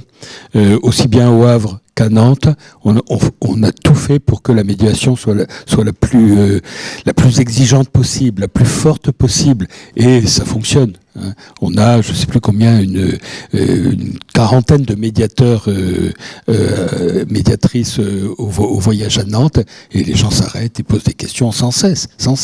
Donc oui, ça marche, bien évidemment. Hein. C'est de la pédagogie. Tout à l'heure dans l'interview, parce qu'on fait toujours une petite interview, on n'avait pas eu le temps avec Édouard Philippe, mais on l'a faite avec Jean Blaise, qu'on met à votre disposition, qui fait 5 minutes. Il a beaucoup parlé de la médiation et de la manière de la pédagogie, qui n'est pas forcément, en fait, c'est pas un cours, c'est échanger avec les visiteurs et essayer de les faire, de comprendre leur appétence pour l'art ou pas, pour le lieu. Oui, et on se rend compte que quand les gens sont, excusez-moi 2 secondes, quand les gens sont énervés, si vous parlez avec eux, si vous leur expliquez d'où vient l'artiste, ce qu'il a voulu faire, pourquoi c'est là, hein, eh bien, ils sont de moins en moins énervés. Ils disent, ah oui, d'accord, c'est intéressant. J'aime pas, mais c'est intéressant. Voilà, c'est tout. Parce que les gens, ils ont toujours peur qu'on se fiche d'eux. Bonjour, donc je m'appelle Christophe Damian, je suis architecte d'une importante agence qui s'appelle A26 à Paris, et je suis fils d'artiste, Auria Damian, qui a eu une grande période en 70-80, puisqu'il a exposé au Musée d'Art Moderne, au Guggenheim, il a fait, etc. Bon bref, donc je connais bien le milieu de l'art. il y a quelque chose qui me gêne dans tout ce que vous avez présenté. Je m'adresse plutôt à M. Blaise, puisque M. Philippe a dit qu'il laissait la bride sur le cou à M. Blaise pour organiser les projets. C'est qu'il n'y a pas d'artistes français, ou très peu. Il y en a plein. Oui, enfin là, ce que vous avez montré sur le Havre. Alors là, je vais vous dire. Je termine. Ouais. Ce que vous avez montré sur le Havre. Terminé, parce que moi, je vais vous répondre. Hein. Ce que vous avez montré sur le Havre, il y a pas d'artiste. Enfin, il n'y avait pas un exemple d'artiste français. On dirait, et je ne sais pas si c'est le cas. J'ai moins regardé à Nantes et à Saint-Nazaire. Mais et je le dis d'autant plus qu'on a le même problème en France pour l'architecture, c'est qu'on a une grande appétence pour les architectes étrangers, et par contre le contraire n'est pas tout à fait vrai. C'est-à-dire qu'on a du mal à rentrer. Mais c'est nous qui avons raison, c'est pas les autres. De faire appel à toutes les créativités. C'est vous qui avons raison, mais le problème est quand même là. Je vais vous dire comment j'ai... Parce que votre question, j'aimerais qu'on me la pose comme ça, mais on me la pose pas comme ça. Au Havre, on me dit, qu'est-ce que c'est que ce truc ? Il n'y a pas un artiste à vrai. Parce que les artistes français au Havre, on s'en fout. Ce qui compte, c'est les artistes à vrai. Ça vous semble ridicule. C'est juste la vérité. On me dit, mais c'est incroyable, il n'y a pas d'artiste à vrai. Donc, tout cet argent, c'est pour des artistes qui ne sont pas à vrai. Alors qu'ici, on a des vrais artistes, des bons artistes. Bon. Si je rentre là-dedans, je suis mort. Mon sujet, non mais je vais vous dire très exactement, mon sujet, ça n'est pas de dire les artistes havrais vont créer des œuvres au Havre pour les Havrais. Mon sujet, c'est de dire le Havre est classé au patrimoine mondial de l'UNESCO. Ça veut dire que ça dit quelque chose à l'humanité d'une période, d'un projet, d'une reconstruction. Et je veux qu'il y ait des artistes qui viennent sublimer ça. Il y en a quelques-uns qui viennent du Havre. Alléluia. Ils sont français, ils sont brésiliens, ils sont japonais. Monsieur, c'est le premier port français. Je suis pas là, je fais pas une manifestation cantonale. Mais je suis sérieux. C'est pas une manifestation cantonale, c'est le premier port français. Un port, c'est quoi ? C'est un lieu d'échange de produits. C'est accessoirement aussi dans l'histoire un lieu d'échange d'idées. Donc moi, ce qui m'intéresse, c'est que le monde vienne au Havre. Je suis pas en train de faire un délire mégalomaniaque sur c'est la plus grande ville du monde. C'est pas ça que je veux dire. C'est que le monde vienne au Havre. Et donc c'est qu'on se fixe un projet qui n'est pas les Havrais parlent au Havrais, qui n'est pas les Français parlent au Havrais, qui est l'œuvre juste. Je me fous de savoir qui l'a produit. L'œuvre juste dans la ville du Havre. Et ça, je l'ai dit à Jean Blaise très tôt. On en a parlé très tôt. Et je l'ai pas seulement dit à Jean Blaise. Je l'ai dit de façon systématique à chaque réunion où j'avais en face de moi des artistes havrais qui me disaient c'est dingue que vous payez autant pour des artistes qui sont pas havrais et votre culture c'est de la culture élitiste et c'est pas pour nous. À chaque fois. Au début c'était chaud. Maintenant ça va. Ils ont compris que c'est comme ça qu'on allait faire. Et il se trouve que parfois il y a des havrais. Oui. mais pas toujours. Et il y a beaucoup de Français, mais pas toujours. Et ça me va très bien. Pour vous répondre quand même, soyez assurés que nous ne faisons pas venir des artistes étrangers, j'ai envie de dire par snobisme, hein, pas du tout. Hein, eh bien, oui, non, mais franchement non, véritablement non.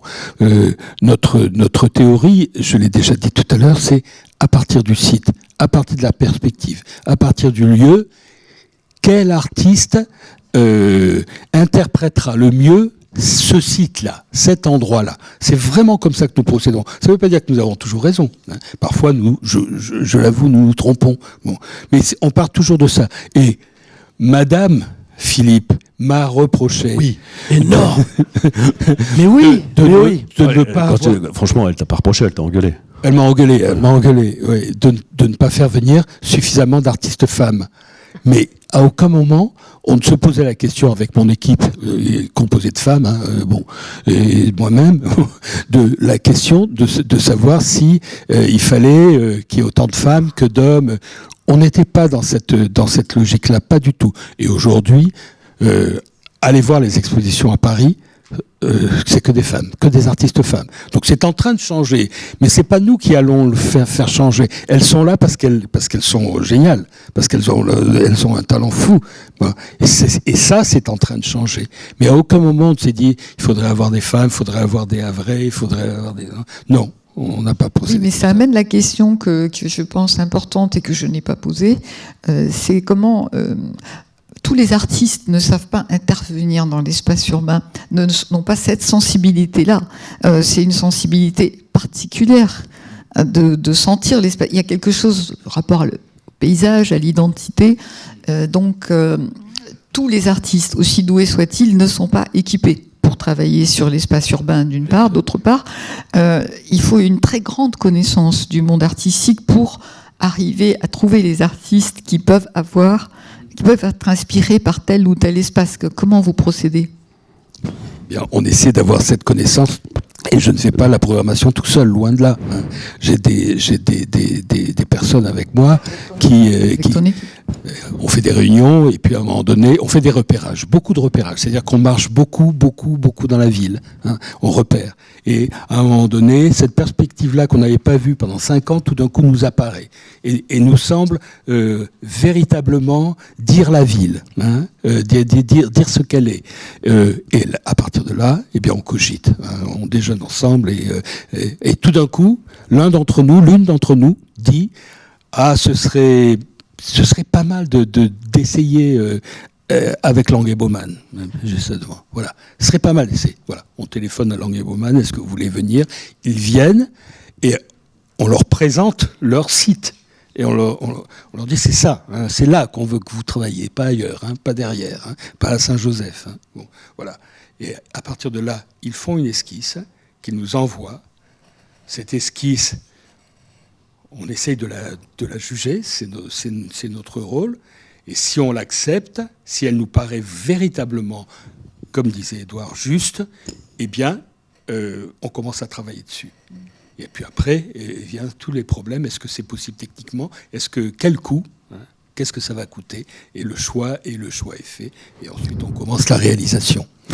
Je suis désolé parce que je vais devoir vous quitter. Je voudrais juste vous dire, tout à l'heure vous avez dit que cette relation avec Jean et maintenant avec Gaël Charbot reposait sur la confiance. C'est vrai, elle repose aussi sur une idée à laquelle je crois beaucoup. C'est que pour moi, Jean n'est pas un artiste.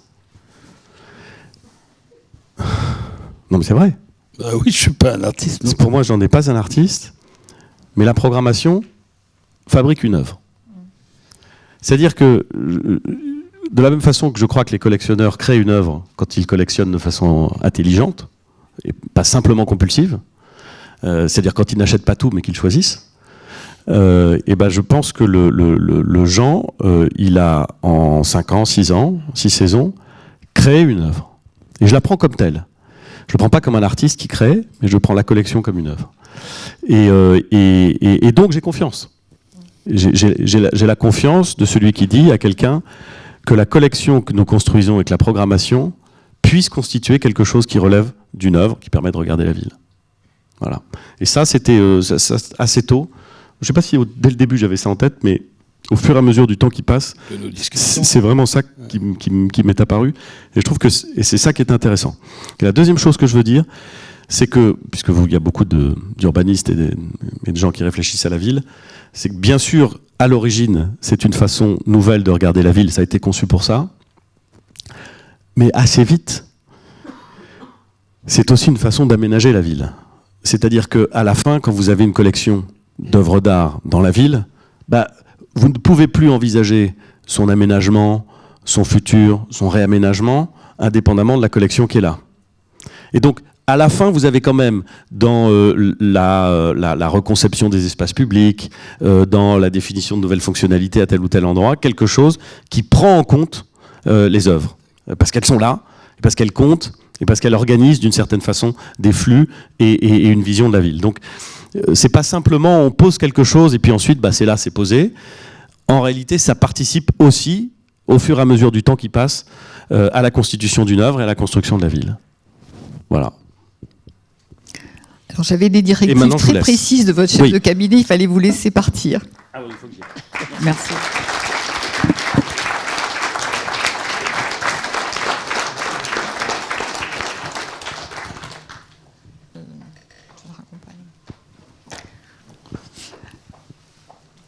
Alors maintenant, la parole est à vous et nous allons aussi prendre des questions du chat.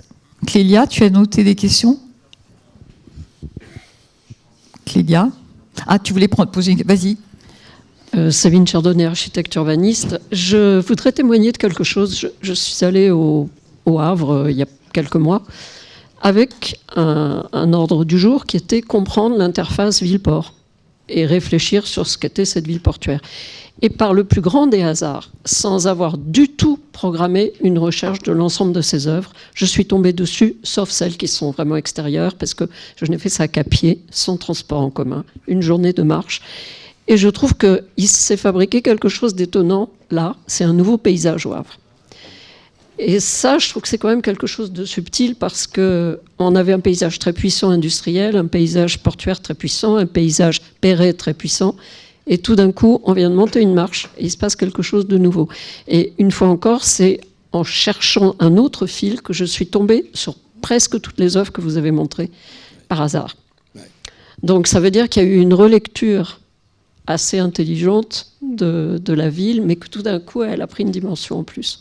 Voilà, je voulais juste saluer ça, parce que ça me merci, parce que c'est ce qu'on espérait. Donc, a priori, c'est pas de la déco. Hein, merci. Si je peux poser... J'ai demandé à Clélia Fortier, qui fera également le compte-rendu tout à l'heure, de noter quelques questions du chat, parce qu'il y a beaucoup de personnes qui nous suivent en visio, et elles ont aussi droit à la parole. Voilà, merci Clélia. Approche un peu le micro. De rien, oui, je vais approcher un peu. Donc il y a 3 questions. Une question de Iraki Kenza, qui demande comment réussir une intégration dans l'espace public. Une vaste question. Est-ce que vous entendez ? Ensuite, une question de Lou Nil, qui demande s'il y a une œuvre qui a suscité la participation partielle ou totale des habitants au Havre, à l'instar de Jungle Intérieur à Nantes. Et ensuite, il y a une question de Stanislas Mahé, qui demande si certaines œuvres au Havre ont vocation à se déplacer sur du foncier privé. Du foncier privé. Du foncier privé, oui, on a eu des œuvres éphémères sur du foncier privé. Hein, et qui ont disparu à la fin de la manifestation. Ça nécessite donc une discussion avec les propriétaires. Mais bon, c'est la plupart du temps véritablement sur du foncier public. Et alors les autres questions... Comment réussir une intégration dans l'espace public ? Eh bien, trouver le bon aspect, le bon espace, trouver là où le bon artiste, et ensuite trouver la bonne dimension. Mais le bon artiste, la bonne artiste trouve la bonne dimension. D'ailleurs, Édouard Philippe a beaucoup parlé de l'échelle. Oui, l'échelle, c'est très, ce qu'on voit à Nantes et ce qu'on voit au Havre, c'est très différent. Et c'est ce que je disais, non à toi, peut-être dans l'interview. Ce qui nous a réjoui, mon équipe et moi-même, c'est que ce qui apparaissait au Havre, ce qui surgissait au Havre, était très différent de ce qui apparaissait à Nantes. Nantes est une ville torturée. Nantes est une ville, trop diverse, très diverse. Et Nantes n'a pas la force de l'architecture du Havre. Et de ce fait, les œuvres sont totalement différentes et beaucoup plus gigantesques au Havre qu'à Nantes. Ce qui ne veut pas dire qu'à Nantes, elles sont moins justes. Non, pas du tout. Hein. Elles disent la ville de Nantes aussi, très très bien. Mais là, c'était une évidence. Et puis la ville du Havre apparaît comme une grande ville quand on ne la connaît pas. Or, c'est une toute petite ville. Bon, donc c'est beaucoup plus facile de faire un parcours. On peut faire un parcours de la ville du Havre en une journée, 2 jours. Allez, 2 jours. Hein, c'est bon. Ce qui n'est pas le cas à Nantes. Hein. Et Nantes avait entrepris déjà une action sur l'espace public très ambitieuse de longue date. Oui. Il y a eu un savoir-faire qui s'est développé sur l'ensemble la reconquête du fleuve, sans doute plus importante qu'au Havre au départ. Oh oui, et puis ça date, cet investissement dans la création artistique date de 1989, hein, donc on et a la cheminé. Recomposition d'espace public. Oui, complètement, oui. Qui a recommencé avec le père de Clélia, Bruno Fortier, sur le cours des 50 otages. Il y avait encore une question à laquelle il n'a pas répondu. Une question, c'était donc, dans le cas du Havre, est-ce qu'il y a eu une œuvre qui a suscité la participation des habitants, comme ça a été le cas avec Jungle Intérieur à Nantes, en fait. Mais Jungle Intérieur, je ne sais pas s'il y a eu la participation des habitants. Il y a eu, je le disais tout à l'heure, des assemblées générales pour dire que, ok, on était d'accord pour qu'un artiste intervienne. Alors là, pour le coup, effectivement, dans un espace privé. Mais une fois que les copropriétaires ont voté, c'est l'artiste qui a travaillé tout seul. On l'a appuyé, on l'a accompagné avec le service des espaces verts de la ville de Nantes, qui est absolument génial. Bon, voilà, mais c'est là encore une œuvre d'artiste. On n'a jamais cherché, mais ça c'est peut-être mon défaut, la participation à tout prix. Pour moi, la participation se fait dans l'accompagnement de l'œuvre. Ça, là, oui, mais pas dans la réalisation de l'œuvre. Alors, il y avait une question de Jacqueline aussi, qui est très investie à Nantes, qui a créé des espaces publics et qui travaille sur l'île de Nantes. Jacqueline. J'aime bien, j'avais une question. J'aime bien l'idée que l'art permet, que les œuvres permettent de lire la ville, de la découvrir, et je pense que ça a un sens très profond à cette démarche.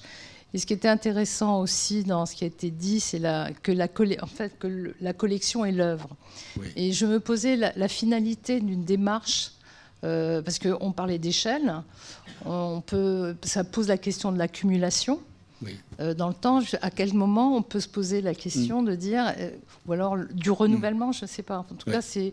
Je pense entre autres, par exemple, sur un autre plan, sur les spectacles de rue qui a eu lieu à Nantes et la fabrication de machines, d'automates, etc. À un moment donné, est-ce que ça doit se finir ? Est-ce qu'il y a une... Enfin voilà, j'ai une interrogation là-dessus. Oui. Moi, je pense que ça doit se finir. Mais l'esprit doit perdurer. Ce qu'on a fait à Nantes depuis 1989, ce sont des étapes extrêmement différentes. On a commencé par les Allumés, un festival qui durait 6 nuits, de 6h du soir à 6h du matin, avec des artistes d'avant-garde des grandes villes du monde. Et ça, à l'occasion de ce festival, on découvre l'usine Lu, qui est en friche. C'était les Allumés consacrés au Caire. Bon, on avait fait un grand bazar dans cette friche. Et là, on se dit, si un jour on doit faire une scène nationale à Nantes, eh bien, on en fera avant tout un lieu de vie. Et on conçoit l'usine Lu et on conçoit la scène nationale, l'usine Lu, le lieu unique, comme d'abord un grand lieu de vie, avec toujours cette obsession de toucher le plus grand nombre. Bon, mais pas grand-chose à voir avec les Allumés. Après le lieu unique, on est basé au lieu unique et les maires de Saint-Nazaire et de Nantes nous demandent l'événement estuaire dont on a parlé tout à l'heure. On y va, mais on est toujours au lieu unique, qui nous sert de plateforme. Bon. Et puis après estuaire qui tout d'un coup crée du tourisme, en quelque sorte, en 2007, avec l'ouverture du château, avec l'ouverture des machines. Eh bien, on nous demande de travailler dans l'espace public, ou de continuer à travailler dans l'espace public, mais de nous intéresser au tourisme. Moi, le tourisme, j'y connaissais que dalle. Bon, voilà. Donc, tout s'est passé de cette façon-là, avec toujours le même esprit, toujours la même envie, mais des réalisations totalement différentes. Donc oui, il faut que ça se renouvelle sans cesse. Alors avant de prendre la question là-bas, je voulais demander à Éric Bazard, qui est aménageur à Amiens, après avoir été aménageur à Lyon, et puis à Marseille, à Saint-Étienne. Et d'ailleurs, c'est lui qui m'avait donné le goût du travail sur le lien entre l'urbanisme et l'art contemporain dans une consultation qu'il avait lancée à Lyon. Et il préside le club Ville Aménagement. Donc, comment un aménageur s'intéresse à cette question? Qu'est-ce que ça implique? Et aussi, il y a des parentés avec le travail que mène donc Jean Blaise à Voyage à Nantes, parce que c'est complexe, hein. Tu n'as pas parlé de la machine, de la mise en œuvre de ce travail qui est très très complexe, avec des appels d'offres, avec des suivis, avec des problèmes juridiques sans nom, avec des oppositions, donc des choses assez semblables en fait à ce que vivent les aménageurs. Donc j'aimerais bien avoir ton témoignage, Éric. C'est difficile de faire ça après un débat aussi riche, mais moi, ce que j'ai noté quand même, c'est, enfin, on est des aménageurs, donc quelque part, on fait des morceaux de ville, voilà. Et en faisant des morceaux de ville, on fait quelque chose qui est essentiel pour moi, qui est l'espace public. Et que tout ce travail sur l'art contemporain, j'ai bien aimé ce que vous avez dit, Édouard Philippe et vous, c'est-à-dire que ça oblige à regarder la ville et quelque part, ça renvoie à une notion qui est un peu difficile à manipuler en ce moment, mais qui s'appelle l'identité, au sens de on vit dans un territoire qui a une histoire, qui a une géographie et qu'il importe de connaître, peut-être pour arriver à faire société. J'ai compris que c'était pas complètement sûr, mais et quand je dis identité, je dis surtout pas identitaire. Hein, mais il faut pas qu'on ait peur d'utiliser le terme identité parce que certains l'utilisent mal. Oui. Donc on l'assume parce que je pense que tous les concepteurs qui sont ici dans la salle travaillent sur l'identité d'un territoire. Ben, j'espère en tout cas. Oui. Et je note aussi que ça apaise les tensions. J'ai un exemple assez simple à raconter qui se passe à Amiens, la ville d'Amiens. Alors je sais que je suis pas d'accord avec Jean Blaise sur le sujet, mais la vraie ville de Jules Verne, c'est Amiens. Non, voilà, Jules Verne est né à Nantes, a épousé une Amiénoise, il a passé l'essentiel de sa vie, il a été conseiller municipal, il a écrit son œuvre, et sur la côte Picarde aussi, il y est enterré. Et la ville d'Amiens s'est interrogée à savoir comment elle arrivait à faire revivre l'esprit de Jules Verne dans la ville. Donc on a décidé, enfin c'est une mission qui nous a été confiée, enfin à mon prédécesseur, et j'ai pris le relais, de demander à François Squeten, qui est le dessinateur de bande dessinée que vous connaissez, de travailler sur le sujet. Il nous a proposé une première œuvre d'art qui est des projections de gravure de Hensel sur une fontaine qui se trouve devant la gare, et puis après maintes réflexions, parce que c'est pas simple, on a décidé de créer une œuvre qui s'appelle le Nautipoulpe. Alors le Nautipoulpe, c'est une statue en bronze. Là aussi, il y a eu des grands débats de savoir si c'était pas moins cher de la faire en résine, mais on a décidé de la faire en bronze. Bien, on nous en a pris a priori de 12 tonnes, qui fait 6 mètres de haut, qui fait une circonférence de 12 mètres et qui va... qu'on a acheté par le biais des marchés publics, qu'on va mettre en place dans une de nos actes qui est la continuité du centre-ville, du bout de ville de Perret, et puis qui fait le lien avec les ortillonnages. Une opération sur laquelle il y a plein de sujets qui font débat, comme dans beaucoup de nos opérations aujourd'hui, et par miracle, le Nautipoulpe, qui a même donné l'occasion à François Squeten et à Benoît Peter d'écrire un livre qui s'appelle Le Retour du capitaine Nemo, que j'ai offert à Édouard Philippe, et ben fait consensus, voilà. Et il fait, mon président est là, il peut le, voilà, il fait consensus. Et Dieu sait que parmi les réflexions qu'on a eues avant, c'était et parmi les choses qui interrogeaient les élus avant de nous dire d'y aller, c'était quand même, c'est beaucoup d'argent, est-ce que ça va être accepté ? Et c'est pas du tout le sujet. Ça fait consensus, et à la limite, ça nous facilite le travail sur le projet.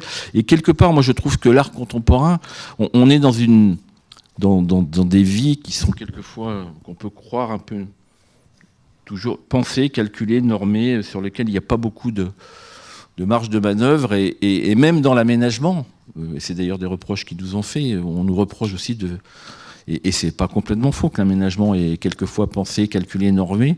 L'approche de l'art contemporain permet moi je l'avais noté avant de le voir en photo, ce pas de côté, quoi. Quelque part, c'est cette idée de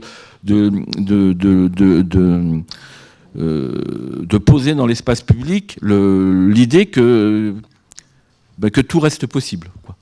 Voilà. Ça, je trouve ça assez beau. Alors après, j'aurais plein de questions à vous poser, notamment sur comment vous achetez des œuvres, parce que pour l'avoir fait, c'est quelquefois compliqué d'expliquer à un artiste qu'on va le mettre en concurrence. D'ailleurs, c'est pratiquement infaisable. Bon, mais pas les artistes. Voilà. Il y a un truc qui s'appelle le code de la commande publique. Alors, il faut savoir bien le manipuler, mais voilà, c'est quelquefois les entreprises qui vont. D'accord. Voilà.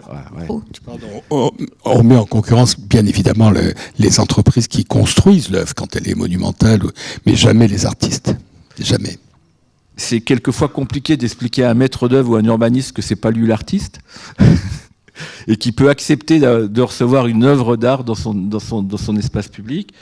Et puis, alors, je terminerai par une petite anecdote qui concerne l'opération sur laquelle on s'est rencontrés. Donc, une discussion avec un artiste japonais qui s'appelle Kazue Katase, qu'on a mis dans un jardin fait par Peter Latz au cœur de la Cité internationale. Les services de la ville m'avaient demandé de négocier avec lui le fait qu'on puisse à un moment déplacer son œuvre, voire l'enlever, si jamais... voilà. Et j'ai organisé un dîner avec lui et son épouse qui était... Alors lui, il parlait que japonais, son épouse parlait allemand et japonais. Alors à l'époque, je vivais avec une jeune femme allemande qui parlait 5 langues, donc elle a fait la traduction. Et à la question, mais est-ce que vous seriez prêt à accepter de signer un papier comme quoi on peut enlever votre œuvre? À un moment, il m'a répondu, écoutez, c'est Dieu qui m'a inspiré, donc ce que Dieu a fait, il n'y a que Dieu qui peut le défaire. Voilà ce que je peux dire. Ta réaction ? Écoute, moi je suis très intéressé d'abord par Jules Verne, parce qu'évidemment, donc je crois que vous avez raison, la ville de Jules Verne, c'est Amiens. Mais on va tout faire, et je vous garantis qu'on a pas mal d'expérience en matière de communication pour faire croire que c'est Nantes. Vous avez réussi pour l'instant. Et on est en train d'y penser. Mais sinon, pour le reste, pour cette adhésion, elle est un peu miraculeuse. C'est-à-dire, à certains moments, on n'en revient pas. Qu'il y ait effectivement une adhésion forte sur une œuvre qu'on aurait pensée dérangeante, quoi. L'adhésion sur le pas de côté à Nantes, elle est évidente, elle est vraiment évidente. Et pourtant, dire à une population vous allez être remarqué parce que vous n'allez pas être comme les autres, c'est particulier. Et surtout dire ça à un maire, une maire. Quand Johanna Roland a accepté qu'on inscrive sur le socle Nantes, le pas de côté, c'était pour moi une victoire extraordinaire, quoi, vraiment. Et tout d'un coup, sur la place centrale historique de la ville, on accepte ce jeu-là, ce jeu de l'art. C'est formidable. Et que la population l'accepte, plus que l'accepte, le revendique, finissent par le revendiquer. Oui, pour moi, c'est formidable. Alors, ce qu'on ne peut pas raconter, c'est des choses secrètes. Par exemple, Jean Blaise a beaucoup d'idées sur ce que les élus pourraient faire à Nantes et ne se prive pas de partager ses idées avec les élus. Donc, ça va très au-delà de ce que les gens comprennent de ton travail. C'est un travail qui se renouvelle en permanence parce que tu as cette sensibilité à l'urbain qui est très grande et cette sensibilité politique au sens noble du terme, c'est-à-dire le rapport à l'usager, le rapport à la sensibilité sociale, et tu suggères des choses qui sont suivies ou pas suivies. Mais il y a cette capacité comme ça à se projeter dans l'avenir à partir de l'existant qui est fascinante et qui se renouvelle. Quand on parlait de renouvellement, la même personne se renouvelle, je pense. Alors, il y avait une question dans le fond, vous êtes ? Oui, bonjour, Aline Luneven de Grand Paris Aménagement. Donc, pour continuer sur le sujet du renouvellement, nous, en tant qu'aménageurs, on intervient souvent dans des quartiers ou dans des villes où il y a déjà des œuvres d'art, parfois dégradées, parfois qui sont devenues invisibles par le temps. Je pense par exemple à la cité Aïo, à la Grande Borne, sur lesquelles on intervient. Je voulais avoir votre avis sur, déjà, est-ce que à Nantes ou au Havre, il y a un budget consacré à la restauration des œuvres, à leur entretien sur le temps, parce que c'est un vrai problème des collectivités aujourd'hui. Et également, dans le cadre de la vie des œuvres, est-ce qu'il y a une manière, est-ce que vous avez des conseils sur la manière de refaire vivre ces œuvres dans le temps, de les réenchanter, de les remettre, de les re-rendre visibles, puisque parfois elles deviennent invisibles. Je ne sais pas si, en venant à la Défense, tout le monde s'est attardé devant les œuvres d'art très nombreuses qui sont présentes ici, mais beaucoup de gens les oublient et passent devant sans même les regarder. À la Défense, il n'y a pas de cartel devant les œuvres. On ne sait pas qui les a réalisées, ce que je trouve moi scandaleux, mais vraiment. Bon, donc la question de l'entretien des œuvres est fondamentale. Créer une œuvre dite pérenne pour la laisser aller, pour nous, ça n'est pas possible. Donc évidemment, à l'intérieur de l'équipe, de l'ensemble de l'équipe du voyage à Nantes, on a 3 personnes qui s'occupent de l'entretien des œuvres, qui elles-mêmes interviennent sur les œuvres pérennes ou qui font intervenir des entreprises quand on n'est pas suffisamment compétent pour le faire. Hein. Mais pour moi, c'est fondamental. Et si vous allez faire un tour à Nantes, vous verrez que toutes les œuvres sont nickel. Mais vraiment, d'abord, c'est le respect de l'œuvre, hein, le respect de l'artiste. Hein. Et le problème des 1% en France, c'est ça. On a créé le 1% et après on ne sait plus à qui il appartient. On ne sait plus qui doit le préserver. Bon, et c'est un vrai grand problème. Donc l'entretien, oui, c'est très très important. Mais chez nous, c'est autour du 1 million d'euros hein, par an. Hein. L'équipe plus les interventions, parce que ce sont des œuvres aussi importantes, hein, parfois par la taille, bon, mais qui jouent un rôle aussi déterminant sur certains territoires. On a créé des œuvres dans le vignoble, notamment un belvédère avec Emmanuel Ritz, qui a incroyablement changé le tourisme dans le vignoble, mais très vite. On a mis 4 ans pour créer ce belvédère parce qu'il est énorme, il est attaché à la falaise. Bon, ça a été très compliqué. Et aujourd'hui, tout tourne autour de ce belvédère. Hein. Et les vignerons eux-mêmes, ont créé des guinguettes, etc., etc. Voilà. Donc il y a des rebonds. Hein. Les œuvres créent des rebonds. Quand, encore une fois, elles sont justes. Et ce que je veux dire aussi, c'est que les habitants sentent quand elles sont justes. Ils se demandent pas si elles le sont ou pas, c'est pas leur problème, mais ils le sentent. Ils le sentent. C'est une évidence. Bon. Et puis oui, le respect des œuvres, c'est fondamental. Là, on va prendre la dernière question parce que. Et au Havre aussi, pardon. Hein, on a créé des équipes pour les entretenir. Bonsoir, merci beaucoup. Je m'appelle Marc Troulier. Marc Troulier, je suis promoteur à Paris et dirigeant d'un petit musée et d'association dans le sud de la France, dans un petit village où on pratique effectivement l'art contemporain dans l'espace public depuis une dizaine d'années pour révéler et faire dialoguer en tout cas les habitants et leur patrimoine et en faire prendre conscience. Je suis totalement admirateur de ce que vous arrivez à faire et j'aimerais vous questionner sur nous, une difficulté en tant qu'association pour arriver à faire ça, c'est d'arriver à convaincre à la fois les collectivités, à venir croire en nous, en notre projet, sachant qu'on les prévient souvent 1 an et demi avant, on ne sait pas ce que ça va rendre. Et on ne sait pas si effectivement la magie que vous décrivez va se faire ou pas. On ne sait pas encore exactement quel artiste ce sera. Et donc, comment, ou en tout cas quel conseil vous pourriez donner à peut-être une petite association, à comment on peut arriver à convaincre une collectivité d'investir sur nous, de nous donner confiance, sachant tous les autres problèmes qu'on peut avoir, administratifs, réglementaires ou autres, sont d'autres obstacles, mais comment on arrive à convaincre au début ? C'est le rapport avec le politique. Vous savez, moi j'ai effectué peut-être une dizaine de missions d'études dans des villes quasiment de la taille de Nantes. Voilà, donc les rapports avec le politique qui se passe ou qui ne se passe pas. Avec Édouard Philippe, il n'y avait aucun problème. Hein. On a passé des déjeuners morts de rire et très très passionnés par la ville, par ce que représente la ville. Alors, donc j'ai envie de vous répondre. Trouver le bon politique, il n'y a pas de problème. Bon, moi, avec Jean-Marc Ayrault, c'était pareil, mais on n'était pas toujours d'accord, et avec Édouard Philippe non plus. Hein. Peu importe, il nous laissait cette liberté quand même de créer. Et je raconte toujours une anecdote avec Jean-Marc Ayrault. À un moment donné, il était président du groupe PS à l'Assemblée, député, maire, enfin bon, il cumulait tout, président de diverses fondations.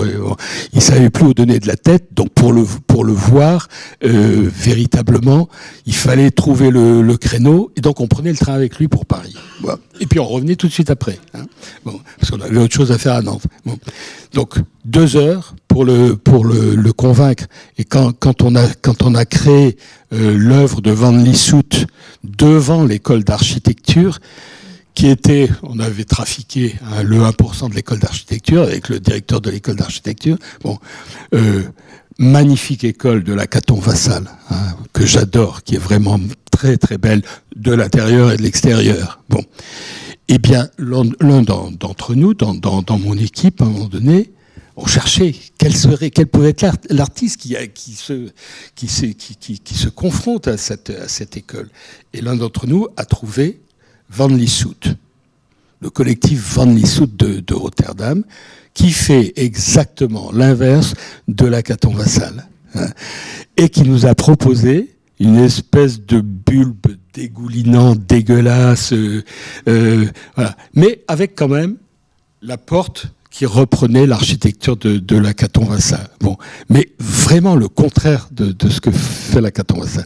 On l'a d'abord montré à la Caton-Vassal, ils ont trouvé ça superbe. Bon, et puis après, dans un voyage en train, je l'ai montré à Jean-Marc Ayrault, qui était très soucieux. Il avait vraiment plein de problèmes. Et je lui montre ça, et il me dit, mais tu veux pas arrêter de faire l'intéressant? Donc j'étais quand même très vexé, parce que je faisais tout sauf ça. Bon. Et au bout de 2 heures, à la fin du voyage, il s'est levé pour sortir et m'a fait, ça voulait dire, démerde-toi, vas-y. Voilà. Et c'est ça. C'est devenu le café de l'école. Oui. C'est ça qui est génial. Mais oui. Et c'est ça le rapport avec le politique, cette espèce de confiance à un moment donné, d'amitié, qui fait que ils sentent que vous faites pas l'intéressant, justement. Hein. Ils sentent que vraiment vous avez travaillé pour proposer, pour avoir choisi ça. Hein. C'est tout ce qu'on peut dire. Donc, trouvez le bon élu. Mais merci beaucoup, Jean Blaise, et merci à vous d'être avec nous.